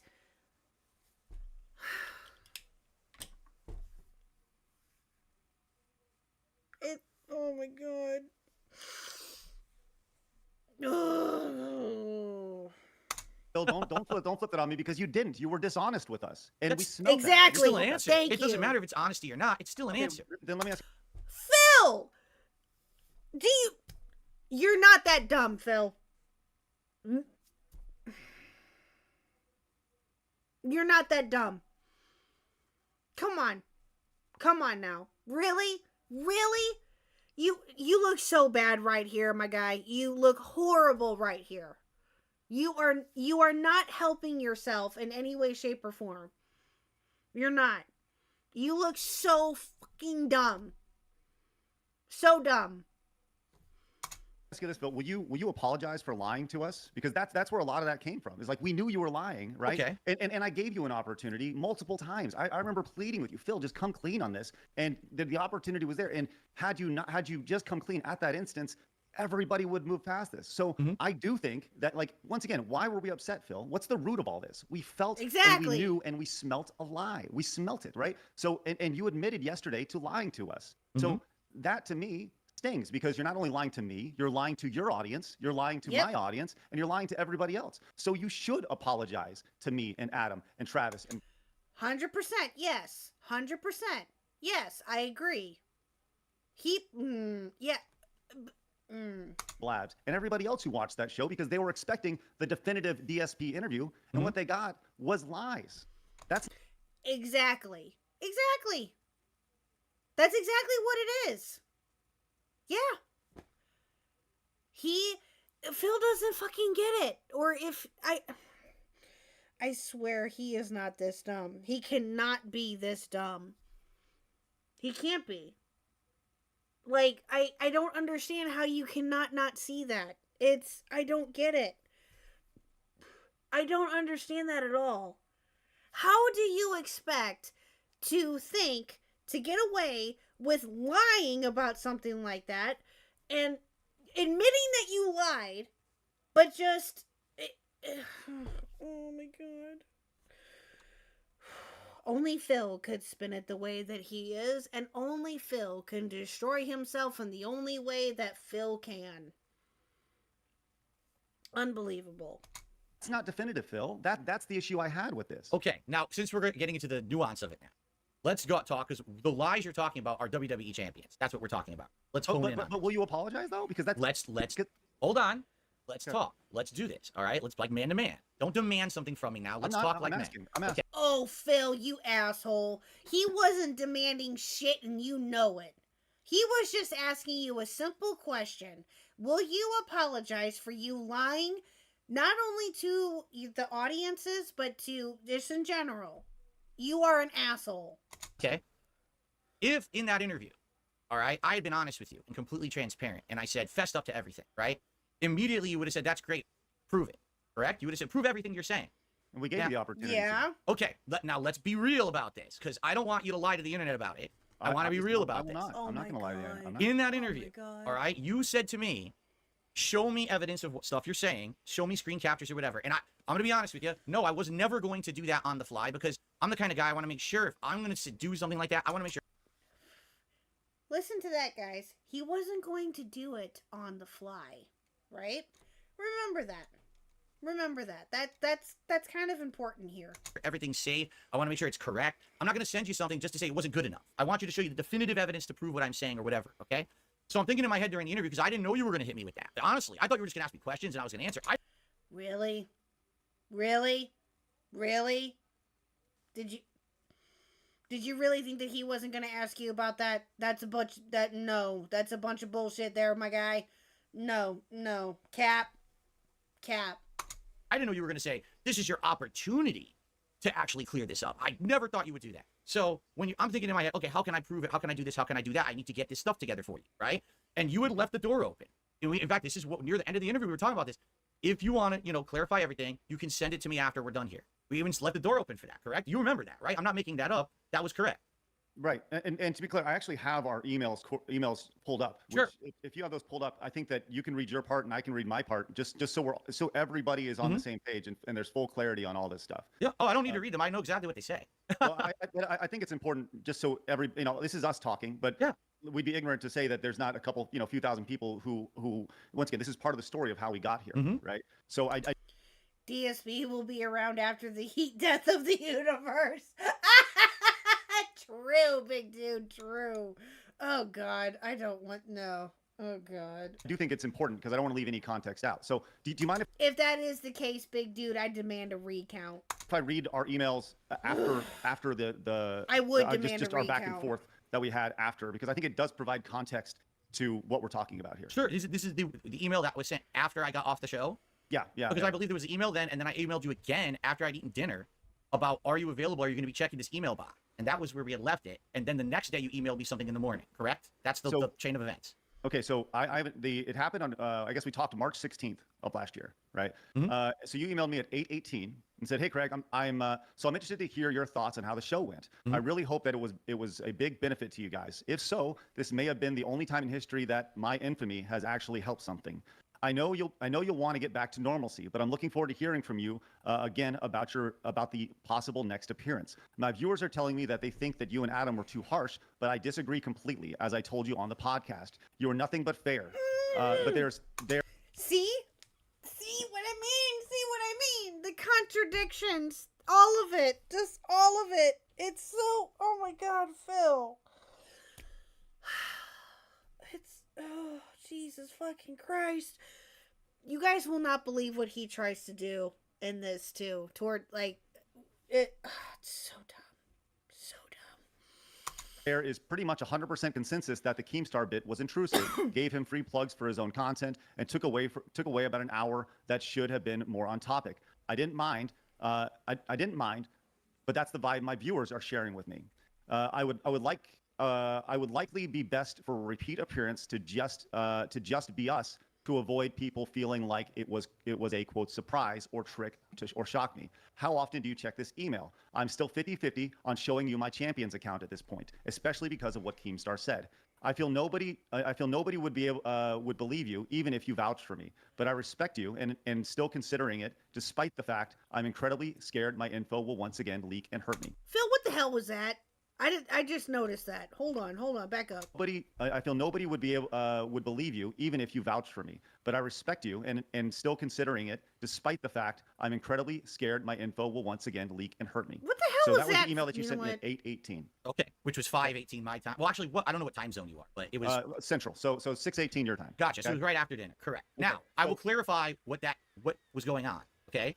Now, did you see my show last night where I talked the truth about WWE champions for the very first time? Have you seen that at all? Or did you just hear I had a clip sent to me, but I haven't watched the whole thing. I've watched 90 seconds of it. In a nutshell, all right, yeah, the account was mine. I had it for many years, and after years of harassment by my detractors, I sold the account, okay? So at the time that we're doing this interview, I don't have access to the account, so I can't prove really anything, right? All I could do is I could show you a new account, which is the account that I had currently. If you remember, you would ask me straight up in the interview, hey, do you still play WWE Champions? Yes, I do. But it's on this new account. It's not the original account that the detractors knew about and were stalking me for all these years. No, I don't really care about WWE. Okay, no fair, but really here's Craig. Exactly. I sold the account. Yeah. Mm-hmm. Yeah. Yeah. He literally said that, big dude. Yeah. Chat. Oh my God. I understand, but you have to understand the situation. Mm-hmm. So I'm saying to you, I'm 50-50 on sending it, but if you had said to me, yeah, okay, I'm still open to it, I was going to show you the new account. I was going to try to explain all this to you and say, this is why I can't just on a whim show you everything. It wouldn't have worked. You easily could have said, oh, you made this up. This is a bullshit new account or whatever. Yeah. It's a convoluted story. It is, okay? So what was your response to me reaching out to you saying, hey, I have the information. I'm 50-50 on it. What was your response to that? Yeah. So, and once again, let's make sure we have all references here. Mhm. It's you send that March 16th at 18 p.m. So Mhm. it's evening time for me, right? My Mhm. morning routine is I wake up and I start prepping for the show, right? So we're live at 11. I'm getting up. I'm getting prepped for everything. I have not checked this email. Yeah, but Trippy, it is possible, yes, that he did sell it, but I don't know. I don't know. I will just go as far as to say that it is possible that he did, but something's telling me otherwise. Something is telling me otherwise. Right? I've not checked this email, and because I told you prior to in our original correspondence, I don't check this email. I don't check this email very often. Sometimes it'll go weeks before I check the email, right? So you know this. So so you send me that email. The following day, March 17th, I respond at 7:45. That's the next time we have any sort of correspondence. Is that AM or PM? That is PM. Okay. So it's been about 23 hours. And you've already done your show for Friday. It's already taken place. It is done. So here's my response to you. I said, and I felt like this was a very fair assessment of things. And you can tell me if I'm wrong. I said, hey, Phil, I think the show went okay yesterday. We talked about it at length on today's show as a debrief. I think we were all left. I think we all. Hi, Dylan. Hello, good sir. How are you? Yeah, going over Phil and Craig. The disaster of an interview that happened here. Oh my god. So pay attention, chat, okay? If you probably have, because you're quicker than me sometimes. But yeah, so bear in mind here, right? Craig just read off the email that Phil sent to Craig, okay? They talked about the time frame as to when Phil sent it and, all that. Craig did not see or respond, or both, to that particular email until the next day. Okay? Just listen. Just listen. all left the interview mentally exhausted and feeling incredibly frustrated. I am okay, Dylan Bacon. My head is killing me because of this, because I'm about ready to... Other than that, I am doing just fine. This is so bad. As at the end of the day, we want what's best for you, man. The things that are laid out about everything, the WWE mobile games, the bank stuff, etc., it just doesn't make sense, man. There's too much evidence saying it's yours, and your only evidence is just saying it's not. I feel like we gave you multiple opportunities to turn this thing around, but you just seem so dug in. Even in the face of insanely detailed evidence, you wouldn't take it. Even with Keemstar coming on, I tried to lay out the similarity. Thank you for the bacon, Dylan Bacon. I appreciate that. Thank you. How many fingers am I seeing on your screen? What? You're weird, Nintendo Mail. You feel towards him and the way people feel about you based off of things that you've said online. It was tough. Honestly, I'm just disappointed, man. Like I said, I and we want what's best for you, man. We very much do, but you have to want what's best for yourself. When you're ready to take that step, I will gladly help you, man. Help you, man, on your journey. You deserve to get to level 2. I know you can do it, and that's the email that I sent to you. And I think that was very fair. I did not lie to you and be like, "Hey, Phil, it was great. It was spectacular. Can't wait to set up number 2." As I said in the email, we were exhausted from it, and mentally tired from it, physically tired from it, and we talked about that. Yes, exactly.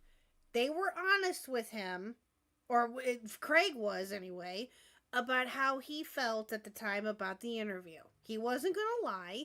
Yeah, did he, he was just like, listen, we're all exhausted from it. And he explained himself perfectly in that email. We talked about that on the following debrief. So, had we done that debrief immediately after the show, chances are we would have said the exact same thing, probably worse, but you can see in that email, we felt lied to, we felt exhausted, right? Mm-hmm. And the reality is, Phil, we were lied to, right? So, and self-admittedly, you said we were lied to, and we knew that. So naturally, when somebody lies to you and continues to lies to you, you're going to be upset. Right. So we were upset. Okay. So I will confirm everything that Craig just said is true. That is correct, was what was in those emails. I know for a fact that's exactly how it transpired, okay? So now, he said it. I didn't say it. He said it. He literally read the emails word for word. No one can say that I made this up, okay? So we got to follow the order of events. I'm on your interview. 5 hours, hard-hitting questions. I lie to you about WWE champions. You leave the door open and say, you can send me the information after to clarify all of this. Okay? That was said directly in the interview. You agree to that, right, Craig? You did say that. Mm-hmm.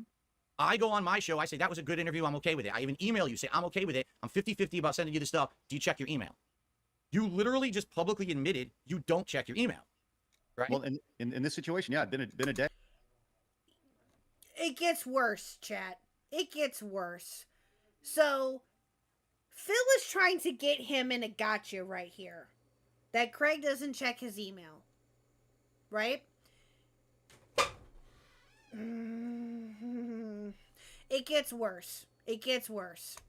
Hey, yeah. So you ended an interview, the hottest piece of content you had ever made at that point on Side Scrollers. You knew all eyes were on you. You knew people were looking to see if I was going to follow up with you and send you this information. And you decided not to check your email, but instead to do a show ragging on me the next day. Is that a... Phil, here's a better question. Did you ever send him the proof? Did you ever send him the information? Did you ever send that to him? Did you? Because from the sounds of it, you didn't. That's a better question. Did you ever send that to him to prove that you were innocent? No, you probably didn't. You're trying to get him in a gotcha because you're claiming and trying to accuse him in a weird ass way of him not checking his email. Are you kidding me? That's your gotcha. That Craig didn't check his email when he was supposed to. According to you. Are you... correct statement? I would say that in between me ending the show, being done with the internet for the day, going to sleep, and waking up the next day and then doing the show, like Phil, as we said at the time, you had one opportunity to send the stuff. It wasn't there, right? You passed on that. Whoa. Passed on what? You just admitted the door was open to send you the information when I got it together. During the show, Phil, during the interview. Craig. Exactly! During the fucking show, Phil! During the show is when Craig was expecting it. So then that way he could validate it. Oh my god. Phil, I swear to fucking Jesus. You look so bad in this, bro. You look so bad. So bad. Craig, we're on an interview and a show. Craig. We're in an interview. The idea of the interview is for me to answer your questions. It's not stop the interview. Let me dig into documents and get you screenshots and things proving. That's not what the interview was. Never once before the interview did you ever say that's what it was. Okay, Boogie. Was going to be. And like I said, if I'm going to send you something, it has to be sure that it's proving my point. At least Boogie pretended to look for receipts and all that. You didn't do jack shit. It was a convoluted story. It's not I could just send you a screenshot. I got to try to prove now. Now, granted, okay, hold on. Want to clarify. Boogie's still a piece of crap. Don't get me wrong. Boogie is still 100% in the wrong for that. But if I remember correctly, you didn't even bother to look. You just... Oh, my God, Phil. If I remember at one point during that interview, if I remember correctly, you literally got up from your computer... And it was when they were talking about the tax stuff. Okay? You literally got up from your computer and brought into the stream, into view, your tax stuff or something. Something along those lines, if I remember correctly. And Adam and Craig both were like, "What are you doing? What are you doing?" and, Then I've got a new account, and it's not the old account that I sold the account. This is complicated. It's not something I can just do during the show. I was literally, to be transparent with you now, as I sent you that email, I had everything ready. I told you I was 50-50. I literally had it all ready to go, and all you had to do was check your email and say, "I'm here, Phil, I'll check it," and I would have sent it to you, and you would have had it. And instead of having a Friday show where all you did was beat me up all day, you would have had the Friday show saying, "The big reveal. DSP cleared the air." But did you send it, though, Phil? Did you send it? That's the better question. Did you ever send Craig the receipts? No, you didn't. No, What would... What was he gonna do? Craig doesn't... Listen, and Craig does not confirm that you sent him anything. Because you didn't. You didn't send him shit. So how was he going to say the next following day, oh yeah, Phil reached out to me, he's going to give me the receipts? Was that what he was supposed to do? No, your argument makes absolutely no sense. None.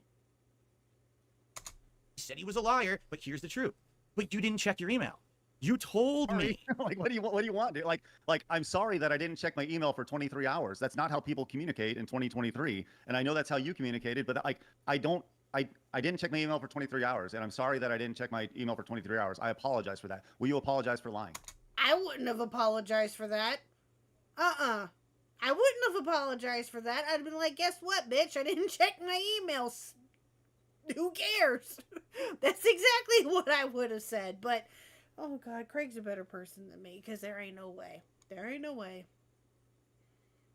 Let the rage give you strength. It gives you focus. Big dude. I'm getting frustrated is what I am right now.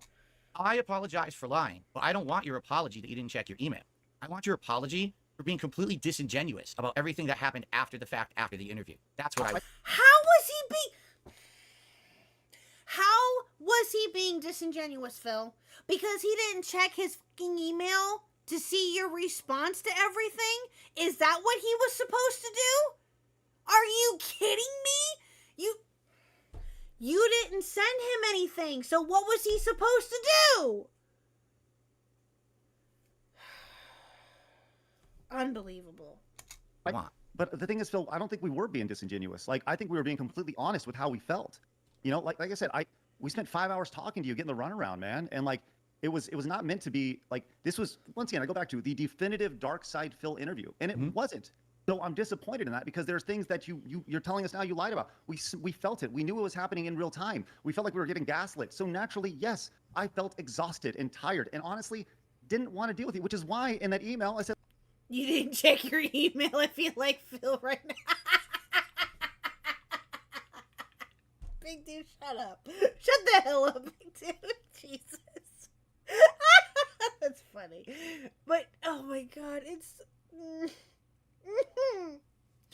This is his got you, guys. This is Phil's attempt at a got you to Craig.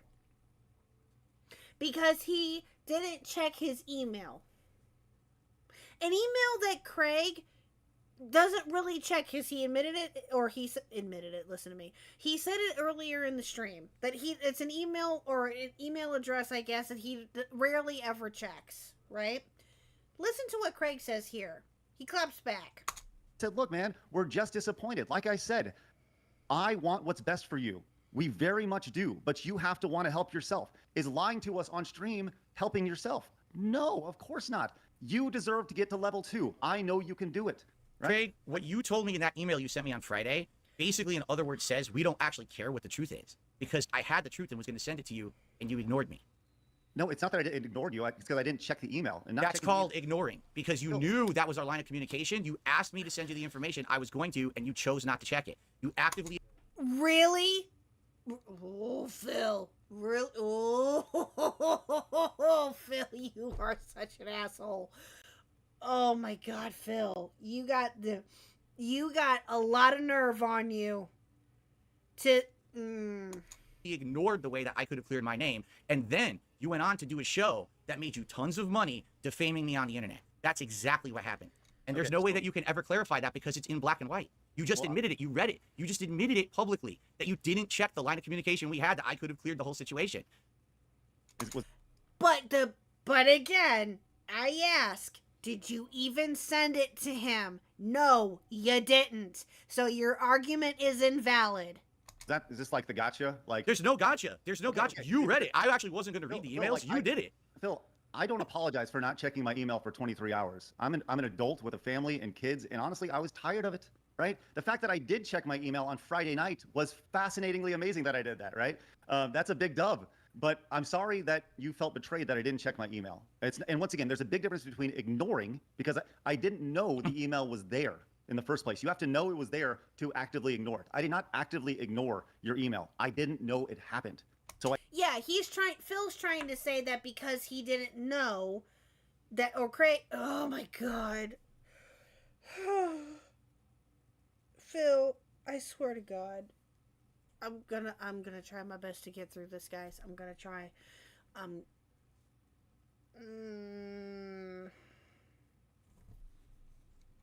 I can't ignore something that I didn't know happened. Craig, in the interview, we ended it with, the door is open, you can send me the information. Mm-hmm. So you didn't know it happened. Do you need to have a bomb go off when someone sends you the thing you directly asked for? Would you not even in a moment think, hey, maybe he's going to contact me today about this and I should check, you know, because how else am I going to send you these documents? Phil? Oh my God. Is he a fucking mind reader? Is he supposed to be a mind reader? Oh yeah, he is. Yes, that's exactly what he's supposed to be. He's supposed to be a mind reader to see, oh yeah, let me check to see if Phil sent me something. Let me check to see if Phil sent me jack shit. Yeah, that's exactly what Anyway, by the way, it has to be an email attachment, right? I can't just call you and give it to you. I didn't have your Discord or anything, right? We were doing it through some other streaming client, so I had to send you an email. All right. Now here's the thing. We can talk about this for the rest of the show. Allow me to kind of one more, and then I want to move on because this is sure. And that's fine. I'm just going based off of our track record of emailing back and forth. Okay. I'm just looking at how we emailed back and forth leading up to this thing, right? There's pretty much at least a day between every correspondence that we had, right? Almost every single time there's at least a day between our correspondence. So based off of our track record of corresponding with each other, I'm not going to go, like I said, Craig, this is a really bad cope, bro. This is really bad. You're saying he's the one coping? Really? Really, Phil? He's the one coping. Okay. We just ended the interview. You said the door is open, send me the information, and then you just say, well, I'm just not going to check for the information. That's a bad cope. Previously, our correspondence was never a reason for you to check right away. Now you had a reason, and you didn't. Instead, you actually did the... KHuck will become Darth Huck. Guys, shut up. But, listen... It's so fucking stupid. It's so stupid. It's so dumb. Phil, you did not help yourself in any way, shape, or form with this. You did not. No. This is not a W for Phil.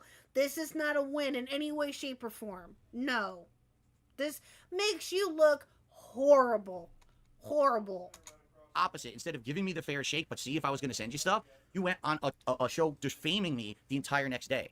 That's the worst situation possible for you, but you didn't care. Phil, you got me. I didn't check my email. I'm sorry. Hey, with that said, why do you need me? If you want to put this out there, like, you have an X account, you have a Twitter account, you have social media, you have a YouTube community tab. You can post all this stuff available, right? Like, literally right now. You said you have it pulled up. Like, you had all this stuff available. It's exactly. Craig claps back right here. Why do you need Craig? You could have posted it on Twitter. You could have posted it in your community tab. You could have done you could have done other things. You could have communicated it. You could have been like, you know what? This is a follow-up to Craig's interview question about WWE champions. You could have just posted it right there. You could have. Absolutely. Oh, but wait. Listen to what Phil says here.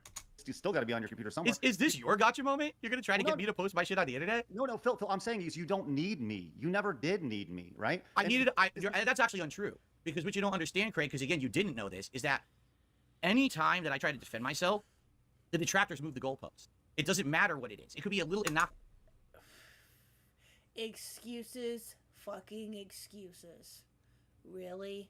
So now you're saying that you wanted Craig to be your vessel of information and to be the one to defend you. Oh my God, Phil, I swear to God. I told y'all, I told you this is bad. I told you. So bad. Innocuous thing that doesn't matter at all. It could be a big full-blown lie that I've been doing for years. Whenever I try to do something, all right, they move the goalpost. Right now, I could post all the information up and they would say, that's fake. That's not true. So it doesn't matter what I post or what I don't. Now, in the case of you, you have presented yourself as a neutral third party. You were going to be someone who was going to do this interview and be fair, and then you were going to judge for yourself, which actually seems like that's what happened, except you didn't actually give. I become KHuck, destroyer of worlds. You guys like it when I get mad, don't you? Oh, God. Give me the opportunity to send you the information to Do you guys like my suffering? Do you guys like me having my brain broken? Is this what it is? Is this it? Y'all are mean. clear my name and tell you what really was going on. Now, You always whether have or the not opportunity. you checked your I'm email sorry. or not, it's not a big deal. I'm sorry I didn't check my email. Whether or not he didn't check his email is not that big of a deal. Really, Phil? Really? That's... You have contradicted yourself so much in the... And I would like to take this moment to apologize to you and to apologize to all of your champions and especially all the detractors for not checking my email for 23 hours. Champions. I'm sorry. Okay, so let's move on from the email because this is going to be so. Bro, I can only imagine what Craig was thinking right now. I can only imagine. If I were Craig, I would be losing my shit. If I were... there ain't no way. There's no way. I can only imagine what he was thinking. Now, okay, while I'm thinking about that and while I bring that up too, I just thought of something else. There is a post that Phil made after that he put up on his, that he commented on actually, on, I believe it's on this video, which I will show you guys here in a little bit. Craig allegedly, and I haven't been able to find it. I've been trying to find it all dang day, off and on for the most part. Craig allegedly went on side scrollers shortly after after this. And he allegedly talked about the interview. Now, I have not been able to find it. I looked on the Side Scroller YouTube page, and I even went as far as to add Craig on Twitter to see if I could ask him about it and to see if he could possibly send that to me. If I was thinking maybe it was a members only thing, I don't know, but I have not been able to find that. If I do end up finding it, or if Craig is generous enough to answer me, then we can go from there. But I have yet to be able to find that. So, yeah. Now you can't yell at the children. Listen, I can yell at the children all I want. I'm just kidding. I'm kidding. I would never do that. So boring if we keep talking about this, and I know that your time is valuable. You said you can only be here for about 90 minutes, right? So probably Yeah, I got about another 20 minutes, yeah. Okay. The next day you do a show. The entire show you're ragging on. No, Trippy, that's not what I'm referring to. After this interview that Craig did here, this happened within the last day, right? This interview was yesterday, okay? Allegedly, Craig went live on either Side Scrollers or somewhere and ranted about Rave and talked about Phil. Okay? That's allegedly that's what happened. And again, I don't know if that actually did because I have not been able to find it. It may be a members only thing on the Side Scrollers channel. I don't know. But yeah, so. Me saying you didn't believe me at all. Which, you laughed. Okay, go ahead. Yeah, I checked Twitter too. I've not been able to find it. Nope. you didn't give us reason to. Okay. You admitted to yesterday. Fair enough. You laughed with my detractors. You did all the memes. You got a whole bunch of detractor contributions, correct? That did happen. Sure. Okay. Did you continue to do content based on me after this at all? Not especially. I think there was a. I don't remember the context of it, but I remember seeing you said something about us, and I was just kind of like done with it. And I think I went live, and I did what was called a monetize the hater stream. Mm-hmm. And Yes, he did. He did a monetize the haters. That was a hashtag there for a little while. It might still be around. I don't know. But that was, yes, I do remember that too. but I don't remember the context of it. But I remember being like I was done with it, right? That's the thing, Phil. You got to understand, like, we've done almost 400 episodes of Side Scrollers, right? Your interview was 1 day, right? Now, once again, was it a chapter of the show? Yes, 100%. Do we appreciate it? Yes, 100%. But like, we were done. We've turned the page. Just like I don't watch your stuff on a day-to-day basis, just like you don't watch our stuff on a day-to-day basis. I have too much going on to worry about what somebody else is doing online, right? So, you know, you get brought up occasionally, but it's just part of the Side Scrollers chapter in our book at this point, part of the lore, just like Side Scrollers is a part of yours. So, you know, so yeah, I was pissed. So I went live and honestly, I would like to give credit to to my boy Jeremy from Geeks and Gamers for his, you know, monetize the hater thing. So yeah, I think I went live with a monetize the hater thing and just kind of railed for a little bit because I was tired. I don't remember the context of it. I was just tired of hearing you talk about us. So yeah, that was when Craig reacted to Phil's reaction to the interview. Listen, I've said this before, and other creators have said this before too, and I'll say it again. Different creators can make whatever content that they want, right? Whether people find it good, whether people find it bad, they can make whatever content that they want. Craig felt the need to go live and to do the hashtag monetize the hate and all that. He wanted to do that. That was his decision. Listen to what Phil says about it, though. Here we go. You know, it is what it is. Do I regret it? Yeah, kind of. But at the same time, you know, it's just part of what it is. Okay. All right. I wanted to hear that straight from your mouth that this happened because I was, you know, the truth is, Greg, I don't even know because, like you said, I don't watch your content, so I actually don't know the truth of what happens and what doesn't happen. I just hear people saying, bullshit. Bullshit. Phil, you reacted and commented on Craig and everybody else talking about you and mauled about it. Are you aware that right now Craig has a stream called Monetize the Haters? He's making money off of your detractors. He's saying that he wants to be on your show. I'm like, what? I don't know what you're talking about. Okay, you know, you're right. That's what it was. You were live. That's right. You were live, and I think you were talking shit about us or something along the lines, and you know, talking about how bad we were to you. And I was like, and this was another thing. We're like, look, I will come on your show right now and do exactly what we're doing. And this was, I don't even know how long ago this was. It was just like, let's just get done with this. And as I've said at the start of this, like, I reached out to you multiple times to do exactly this, to just get through this shit. And I told you, like, I don't care if it's on our channel or on your channel or some other channel, right? Let's just do it. So I was actually glad that you reached out because, you know, I don't think about you a whole lot, Phil, except for when people bring you up to me. And, fair enough. And, you know, you're I wouldn't either. I don't blame him. I don't blame him at all. upset that people are like, you know, giving super chats because, well, maybe they enjoyed what we do, right? And I'm not going to say like, you know, some people were just excited to see that the interview was done. They were congratulating us for Craig, doing the interview. they don't enjoy what you do. They enjoyed that you were bullying me. That's what it was. You were doing the whole stream, monetize the haters, and you were making money off of making fun of me, which is what everyone else does too. Phil, Oh my God, fucking Phil. That's not, oh my God, not everything is about you. Yeah, did it happen soon after they talked to you? Yes, but that's, oh my God, that's not, bro. Oh my God, Phil. Again, I say, the only thing that I can say right now, you look so bad with this. So bad. why was I live? Because you were talking shit about us. So, okay, now on my stream, was I sitting there saying, hey, Craig haters, come on the stream and dump on Craig, and let's accept all the donations for everyone who doesn't like Craig. Let's talk about all Craig. Yeah, you would have. I guarantee you that if you would have gotten any sort of super chat from anybody that was hating on Craig, quote unquote, you would have accepted it, no fucking problem. I guarantee it.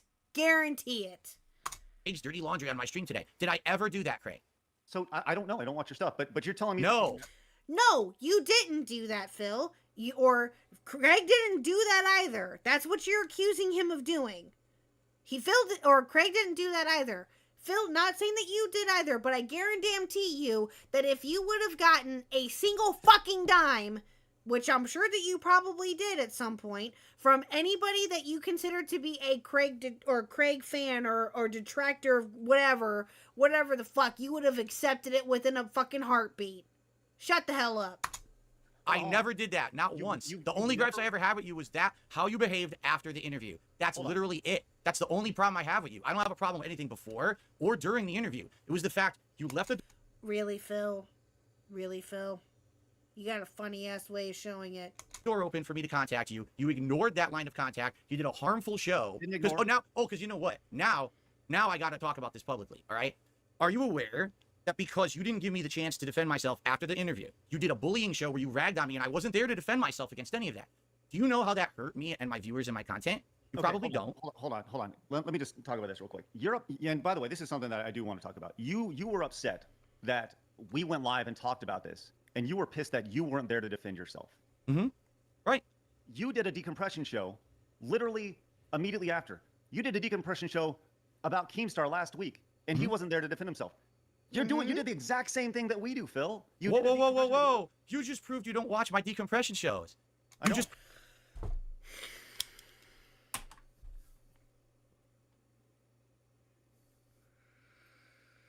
He just proved that he doesn't watch his decompression shows, guys. Oh my god, Phil. I don't know how much more of this I'm gonna be able to do. It's because I've watched this twice now, and it's still, oh my god. Oh, fuck a duck, bro. He had a follow-up on a stream that people wanted.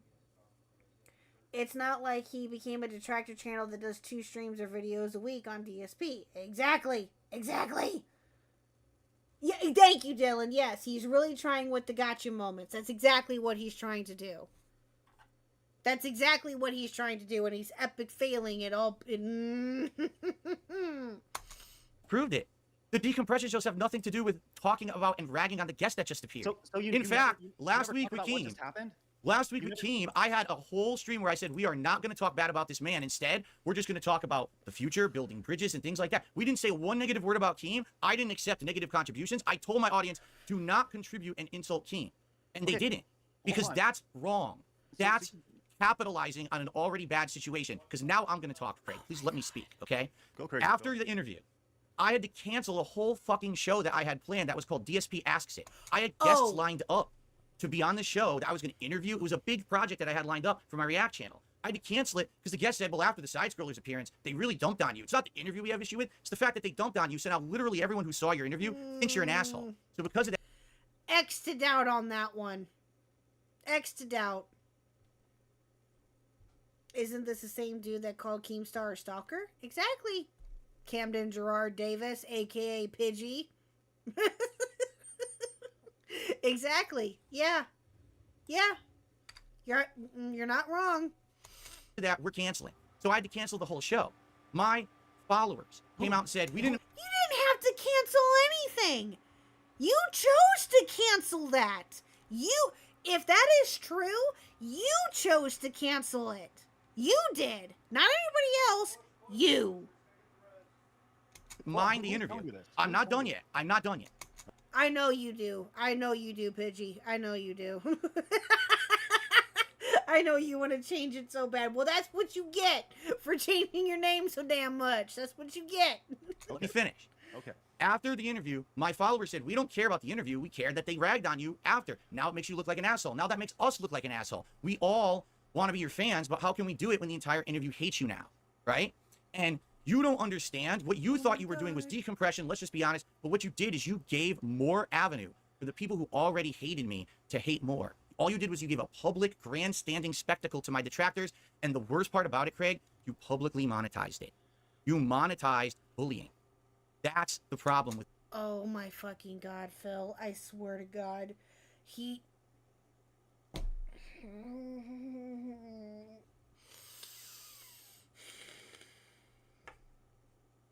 You think that anybody that talks about you in a negative light is bullying. You think that anybody that talks about you negatively is a detractor. You think that anybody that has any slight of criticism towards you is somebody that hates you. With what you did the day after. You hurt my business. You hurt my... I'd be like, yep, the money was good. Exactly, Trippy. Exactly.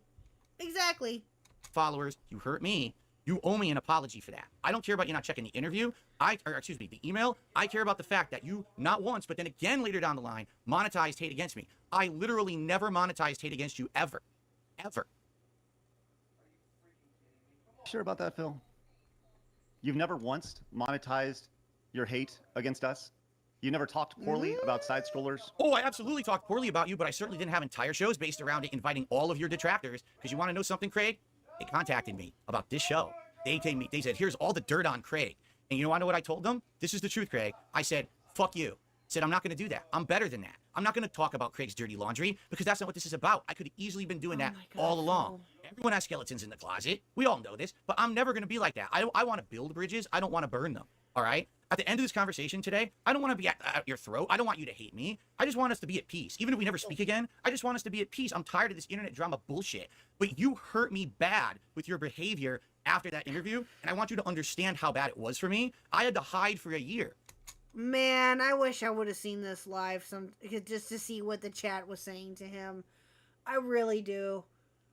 Because the comments on this video alone go to show how bad this was for him. I really wish I would have seen this live. And now to just show you, Craig, how different it could have been, did you see my appearance on Kino Casino recently and how different that went? No, I didn't. Okay. Kino Casino is a show over on KHuck. They had me on. We joked about everything. We joked about WWE champions ever. We made a big laugh about it. But they also treated me like a respectful human. They didn't. Yes, Kino Casino, in my personal opinion, did talk with you, and they did what they felt they wanted to do with you. Yes. Do some people feel that they did a good job? Yes. Do some people feel that they did a bad job? Yes. That is, that's been, different opinions have been sprung about with that one, and will probably continue to do so. We reacted to it, okay? We did. I thought that what Kino Casino was doing was their approach to things with you. That's how I viewed it. That's how they wanted to run the interview with you. And that was their decision. Good or bad, that's what they decided to do. Do I wish that they would have been a little bit harder on you and would have been a little bit more critical with you? Yes. But overall, that's what, generally it wasn't, but that's not what they chose to do, right? They chose a different approach with you. Again, right or wrong, that's what they decided to do. Monetize hate against me. We had fun conversation. We watched video clips. We laughed. You want to know what it was? I was a guest on their show. Like I was supposed to be a guest on your show, but never happened because we did the interview. You want to know what happened?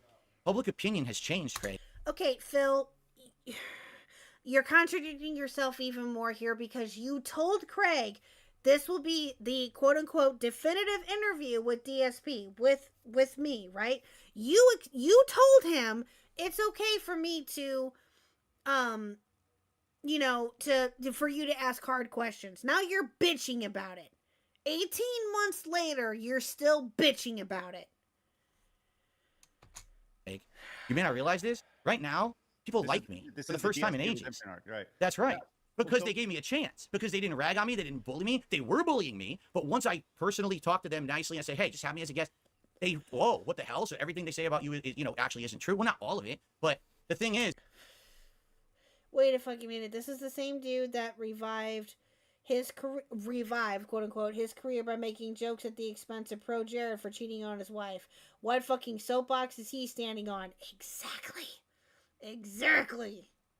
Is that being treated kindly instead of being bullied and being monetizing the bullying led me to a redemption arc where now I'm finally fessing up to all the stuff I've done wrong and it's all changing for the better, right? That could have happened with your interview, but that's not what you did. We gave you an opportunity to fess up during the interview, Phil. Which I exactly couldn't do because I couldn't prove it during the interview. I had to get the information together, and I was going to do that, and you didn't give me the opportunity. Well, no. Did you have any of that information available when you talked about this yesterday? All you did was you just talked. That's it. So all you needed to do 18 months ago was just talk, just like you did yesterday on your show. No, right? whoa. Now you're moving the goalpost. So first it was, the only way anyone was going to believe you is if you sent me all the documentation during the show. Well, now you're saying I could have just said whatever. I'll give you this. That is exactly, Phil, that is exactly what he was expecting for you to do or wanting for you to do. That is exactly what it is.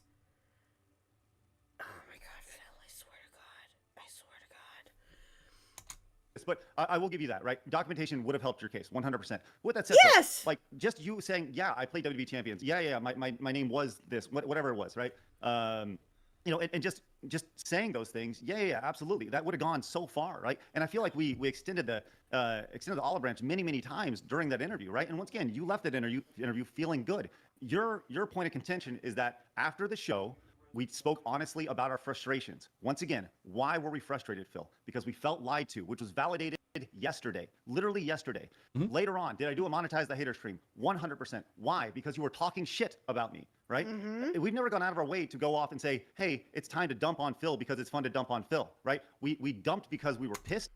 I mean, it is fun to dump on Phil, but that's besides the point. It is fun to dunk on Phil, but yeah, anyway. At the time, the result of the interview, we felt lied to, once again, validated, and you were talking shit. So naturally, it was like, hey, and the idea of going live there was, let's go on Phil's show and hash it out like we're doing now. So look, Phil, I mean this.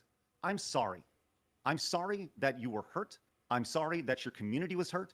And I'm sorry that you felt that way for a long time. That's why I'm on this show. I want to help you close the door with this chapter, right? I'm not your enemy. In fact, I've been your biggest champion. I've gone out of your way, as in that email. I want to help you get to level 2, whatever that looks like, right?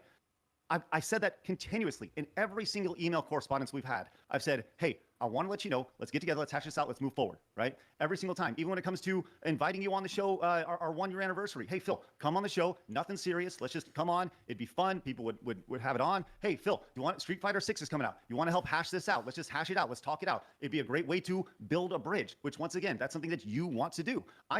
Listen, if we want to go with the build a bridge metaphor, I put down lots of wood over the last 18 months trying to build a bridge. And every single time the email wasn't responded to or maybe didn't check your email. I don't know, right? I did check the email. It's just there's no way I'm. You'd think now that Phil's come clean, he'd stop the cope, but he's got boogie level mental denial. Exactly, Trippy. That's exactly what this is. It's so stupid. Oh, we're almost done, guys. We're almost done. I promise you. We're almost done. We're almost done. Let's get through this. We can do this. I'm going to be playing Street Fighter with a guy who doesn't play Street Fighter, where I'm not going to benefit from it whatsoever. You will, because you're going to get another boost from my appearance on your show playing Street Fighter. I'm not going to get a boost from that. Phil, we could have done it on your channel. That's the thing. You didn't even respond. But isn't that the fun of it? The idea that you play Street Fighter 6, you lay into me for fucking 9 matches, you destroy me, you're the definitive champ. Are we though, okay? Yes, we are, Dylan. I promise you, we are. Whew, we're almost done. We're almost done. We're almost done. All of a sudden, the king is back. Nobody cares about that, Craig. No one cares about you playing Street Fighter. What are you talking about? But they care about us getting together, and Street Fighter is the conduit to do that. That's what I'm getting at. Move past the idea of Street Fighter 6, Phil. It's bigger than Street Fighter 6. The idea was just get together. Oh, my goodness. All right. Well, here's the thing. You just apologized to me because I was hurt. I want you to apologize to me because you did it, because you know it was wrong. Bro. I don't think it was wrong.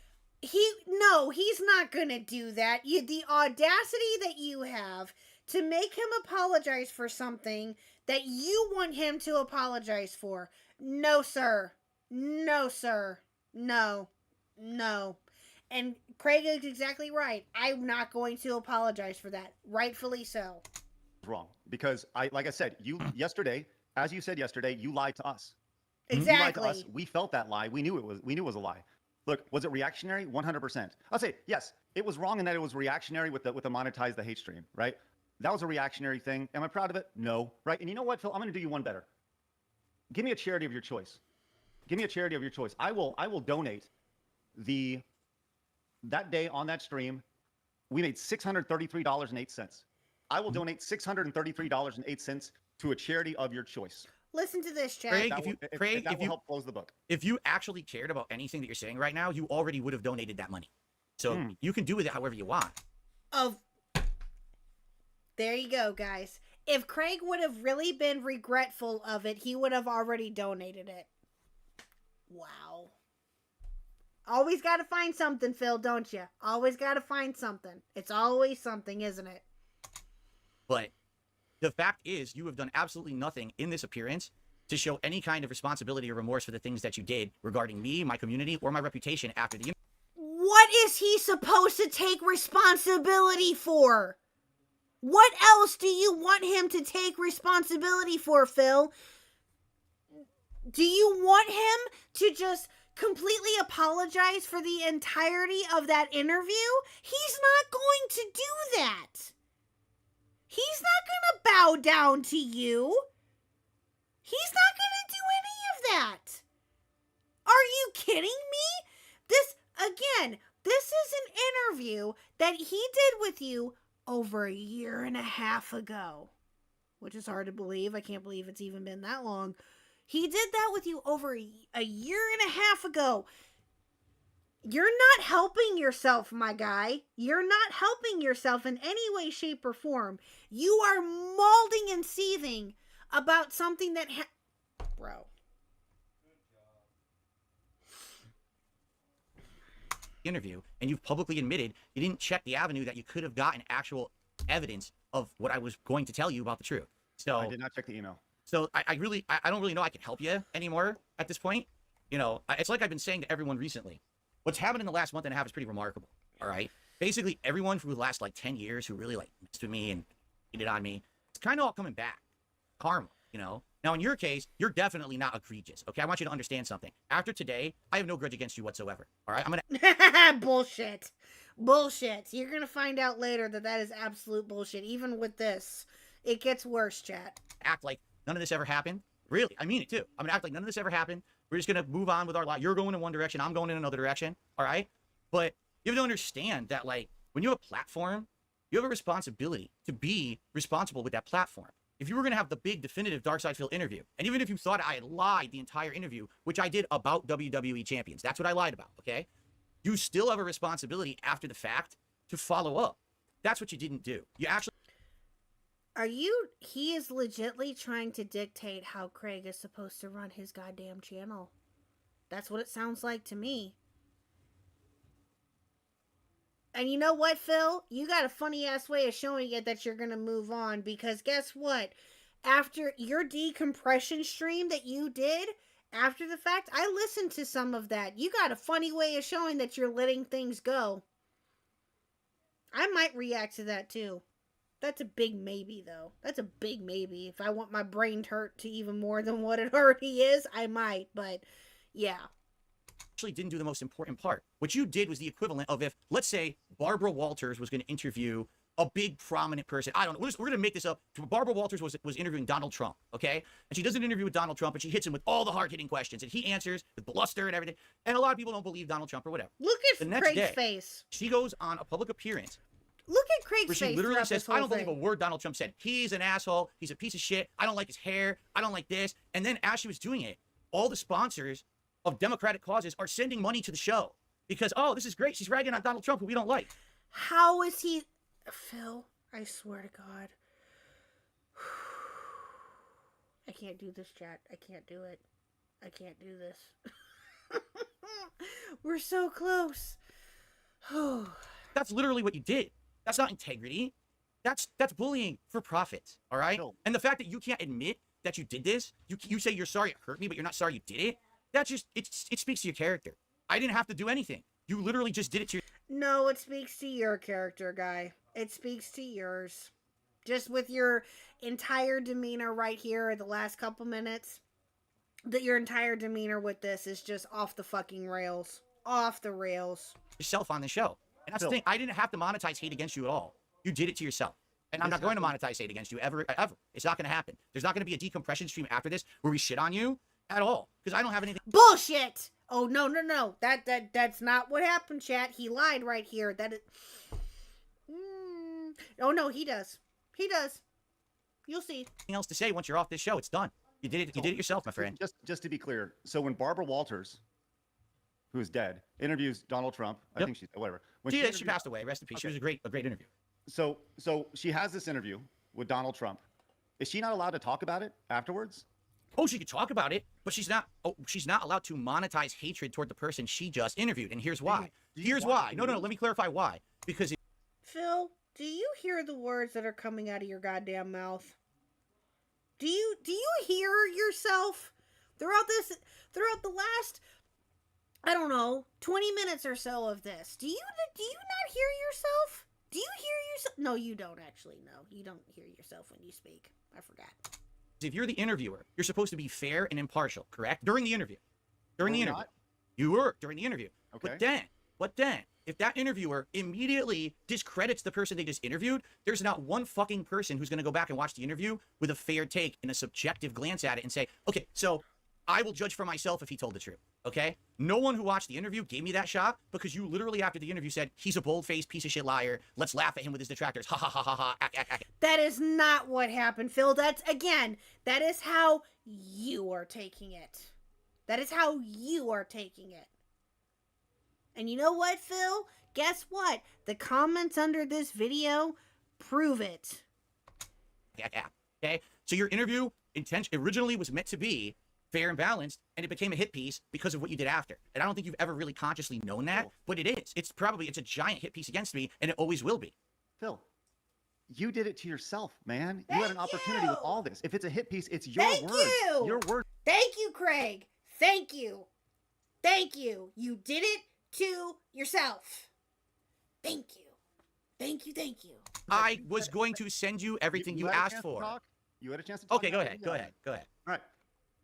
You said with your own words, you thought it was a very fair interview, right? Yes. If people look back on that interview, right, and they are upset about the interview, it's because of the response that you gave. Nobody's going back and watching the monetize the hate stream, or no one's going back and watching the decompression stream. What they're watching is the DSP interview. And if they're upset about something that happened, or if they have if they think a certain way about you or me or Adam because of that stream, it's based off of the conversation that we had then, and not based around anything that happened afterwards, right? That's the main point of contact that people are watching. So look, you can try to put the noose around my neck all you want, right? And that's fine. Go ahead. If that's what makes you feel better, that's fine. But ultimately, Phil, it's your words. It was your lies that you told that led to the ultimate distrust with this stuff, Phil. And look, I'm sorry, man. Like, I hope that you can move past this. I hope that we have an opportunity to work together again in the future. I do. I genuinely do. Because I do think at your core, I do think that you are a good guy who just wants to play games and make positive content, right? And you know what? I think that's extremely admirable. But You're being way more generous than what I'm being right now. Listen, okay, hold on. Before I get carried away here, hold on. Phil is Phil. That's all I can say. Whether that's good or bad, that's legitly all I can say. Phil is Phil. You know, is Phil a horrible human being? No, he's not. I will say that. He is not. He's just dumb. He's just dumb. Straight up dumb. But you can't be upset when we talk about something and somebody super chats about it, right? I'm sorry that happened. And I'm sorry that your detractors gave us money, right? But you know what? It's going to happen again.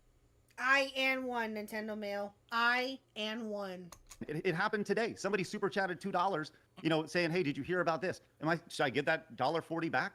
Right? Like, I don't know how to handle that, Phil. And I'm not going to apologize for people who gave us money because they felt we either did a good job or we felt like we missed something, or did you hear about this? I'm not going to apologize for that. I told you, I will gladly give that money to a charity, right? And I'll give it to a charity in your name, right? Great. But if you don't want that, that's fine. And that's totally okay. I'm speechless. You actually think that giving that money to a charity a year and a half later is going to somehow make you look good or something? Like, what are you talking about? No. I hope that I could care less.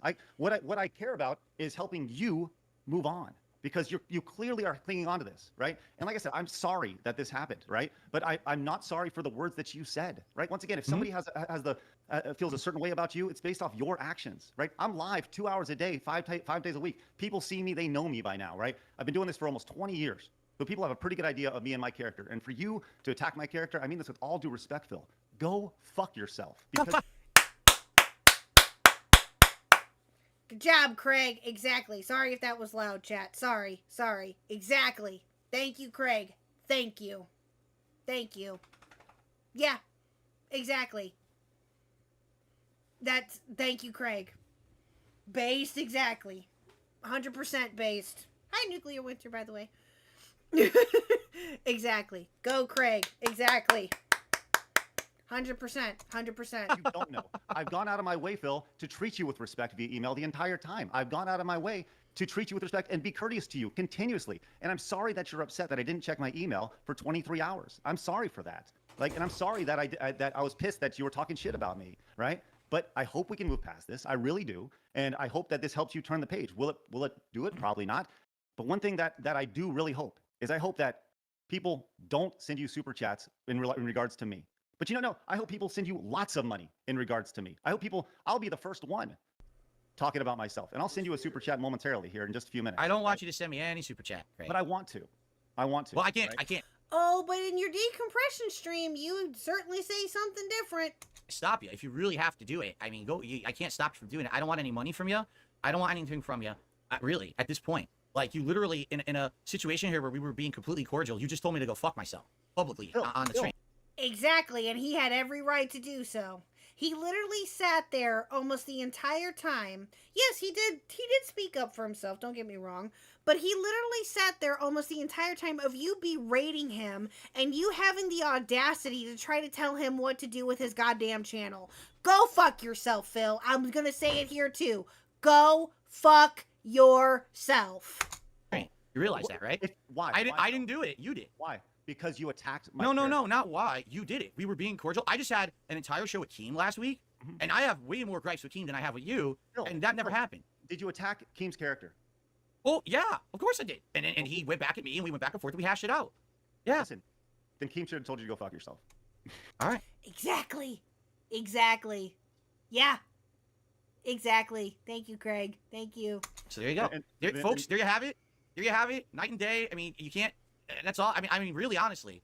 But we're over. I'm sorry. I'll apologize for two things. I'll apologize, number one, that I did lie to you during the interview. Which that was wrong. To everything we're talking about. That was wrong. And number two, I apologize to the public that I lied for so many years, but I already did that last night on my own show, so they already know about that.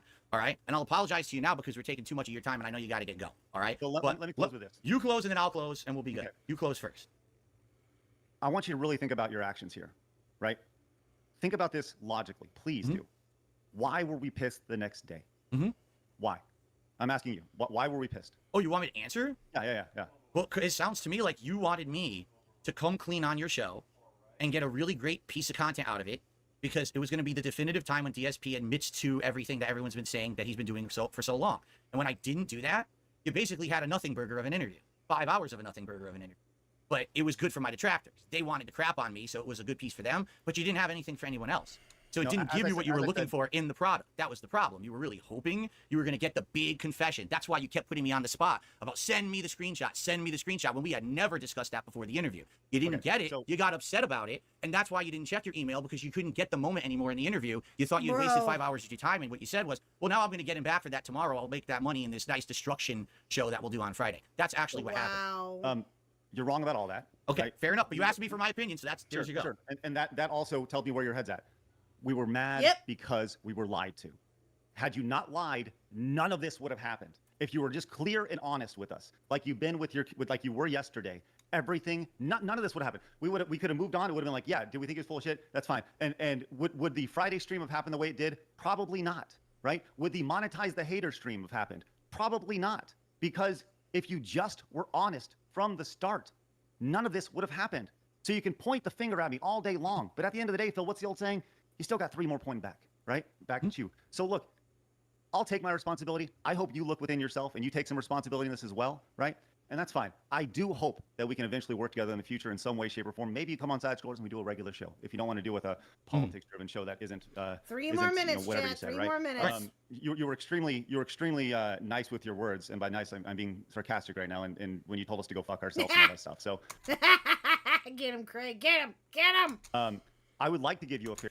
If anybody can find, and I put this, I'm gonna put this out here too.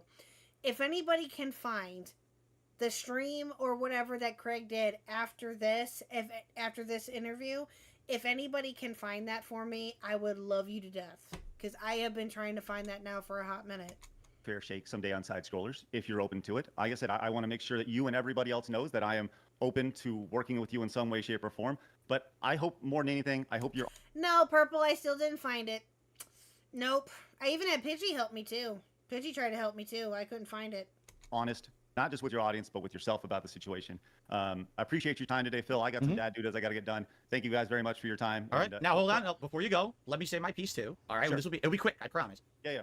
This is it. This is the end. There's no more feud between you and me. Do you agree? That's it. We're done. We can stop going at each other's throats. Phil, I haven't had a feud with you for 18 months, man. Like, That's fine. Okay, whatever you say. Monetize the haters, but you don't have a feud with me. You want me to play Street Fighter with you?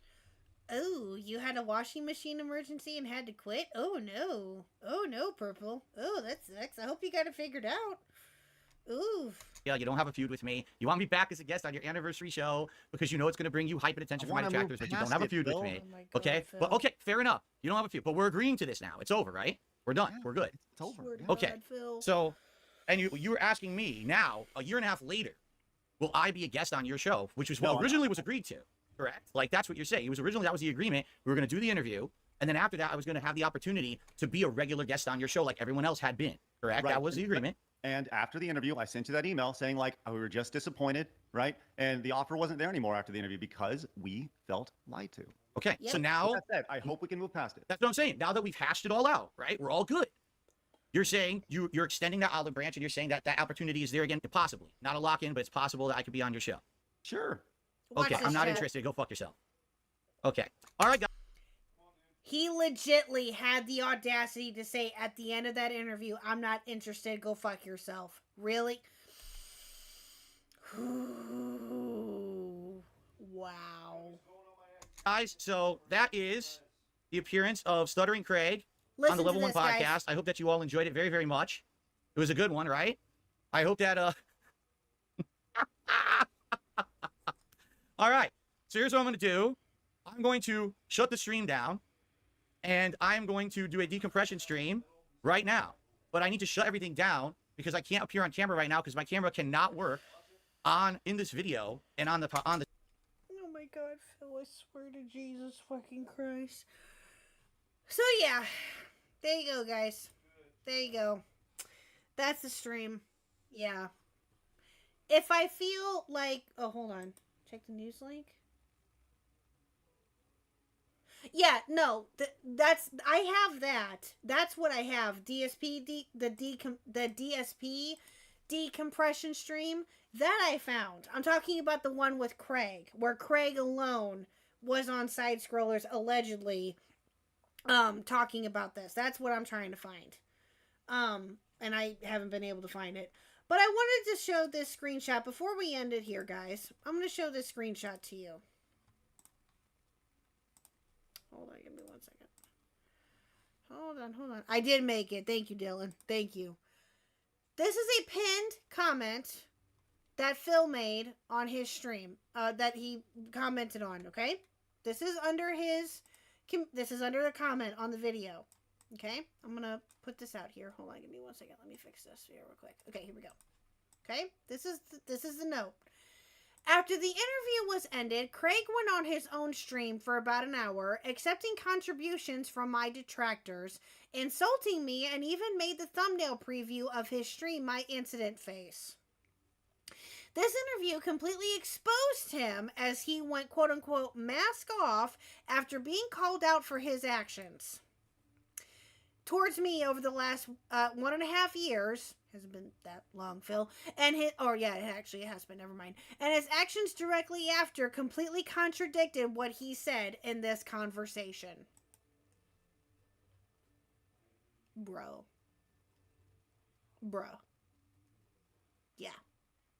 Yeah, I saw that and I had to take a screenshot of it, but yeah, so anyway, well, thank you guys again for joining me tonight. I greatly appreciate you. I really have to get going. I'm going to be late for the movie here. So I'm not going to do any ending music. I'm sorry, Trippy. I just don't have the time for it, but thank you guys again for coming out here tonight. Greatly appreciate you. We might be able to stream tomorrow. Might not. I don't know. We'll see. If not this weekend, then we will be back for sure next week. Oh, by the way, guys, just so you guys know, on Wednesday, Wednesday the 11th, yes, I know it's 9/11, Wednesday the 11th, I will be doing an interview with Alex Novell. For those of you who do not know, he is the guy that got attacked by Mr. Based. So, yes, he is going to join us on Wednesday night at 7:30, I believe is the time frame that we're shooting for. So yeah, if you are in my Discord, if you have any questions for him, feel free to put it in the questions for guest tab, or feel free to DM me if you want. I just don't want to get too overloaded with questions because I want to make sure that they're all in order and they're orderly. But yeah, so anyway, I'll just leave it at that. But you guys all have a fantastic rest of your Friday, and yeah, we'll talk to you all later. Bye, guys.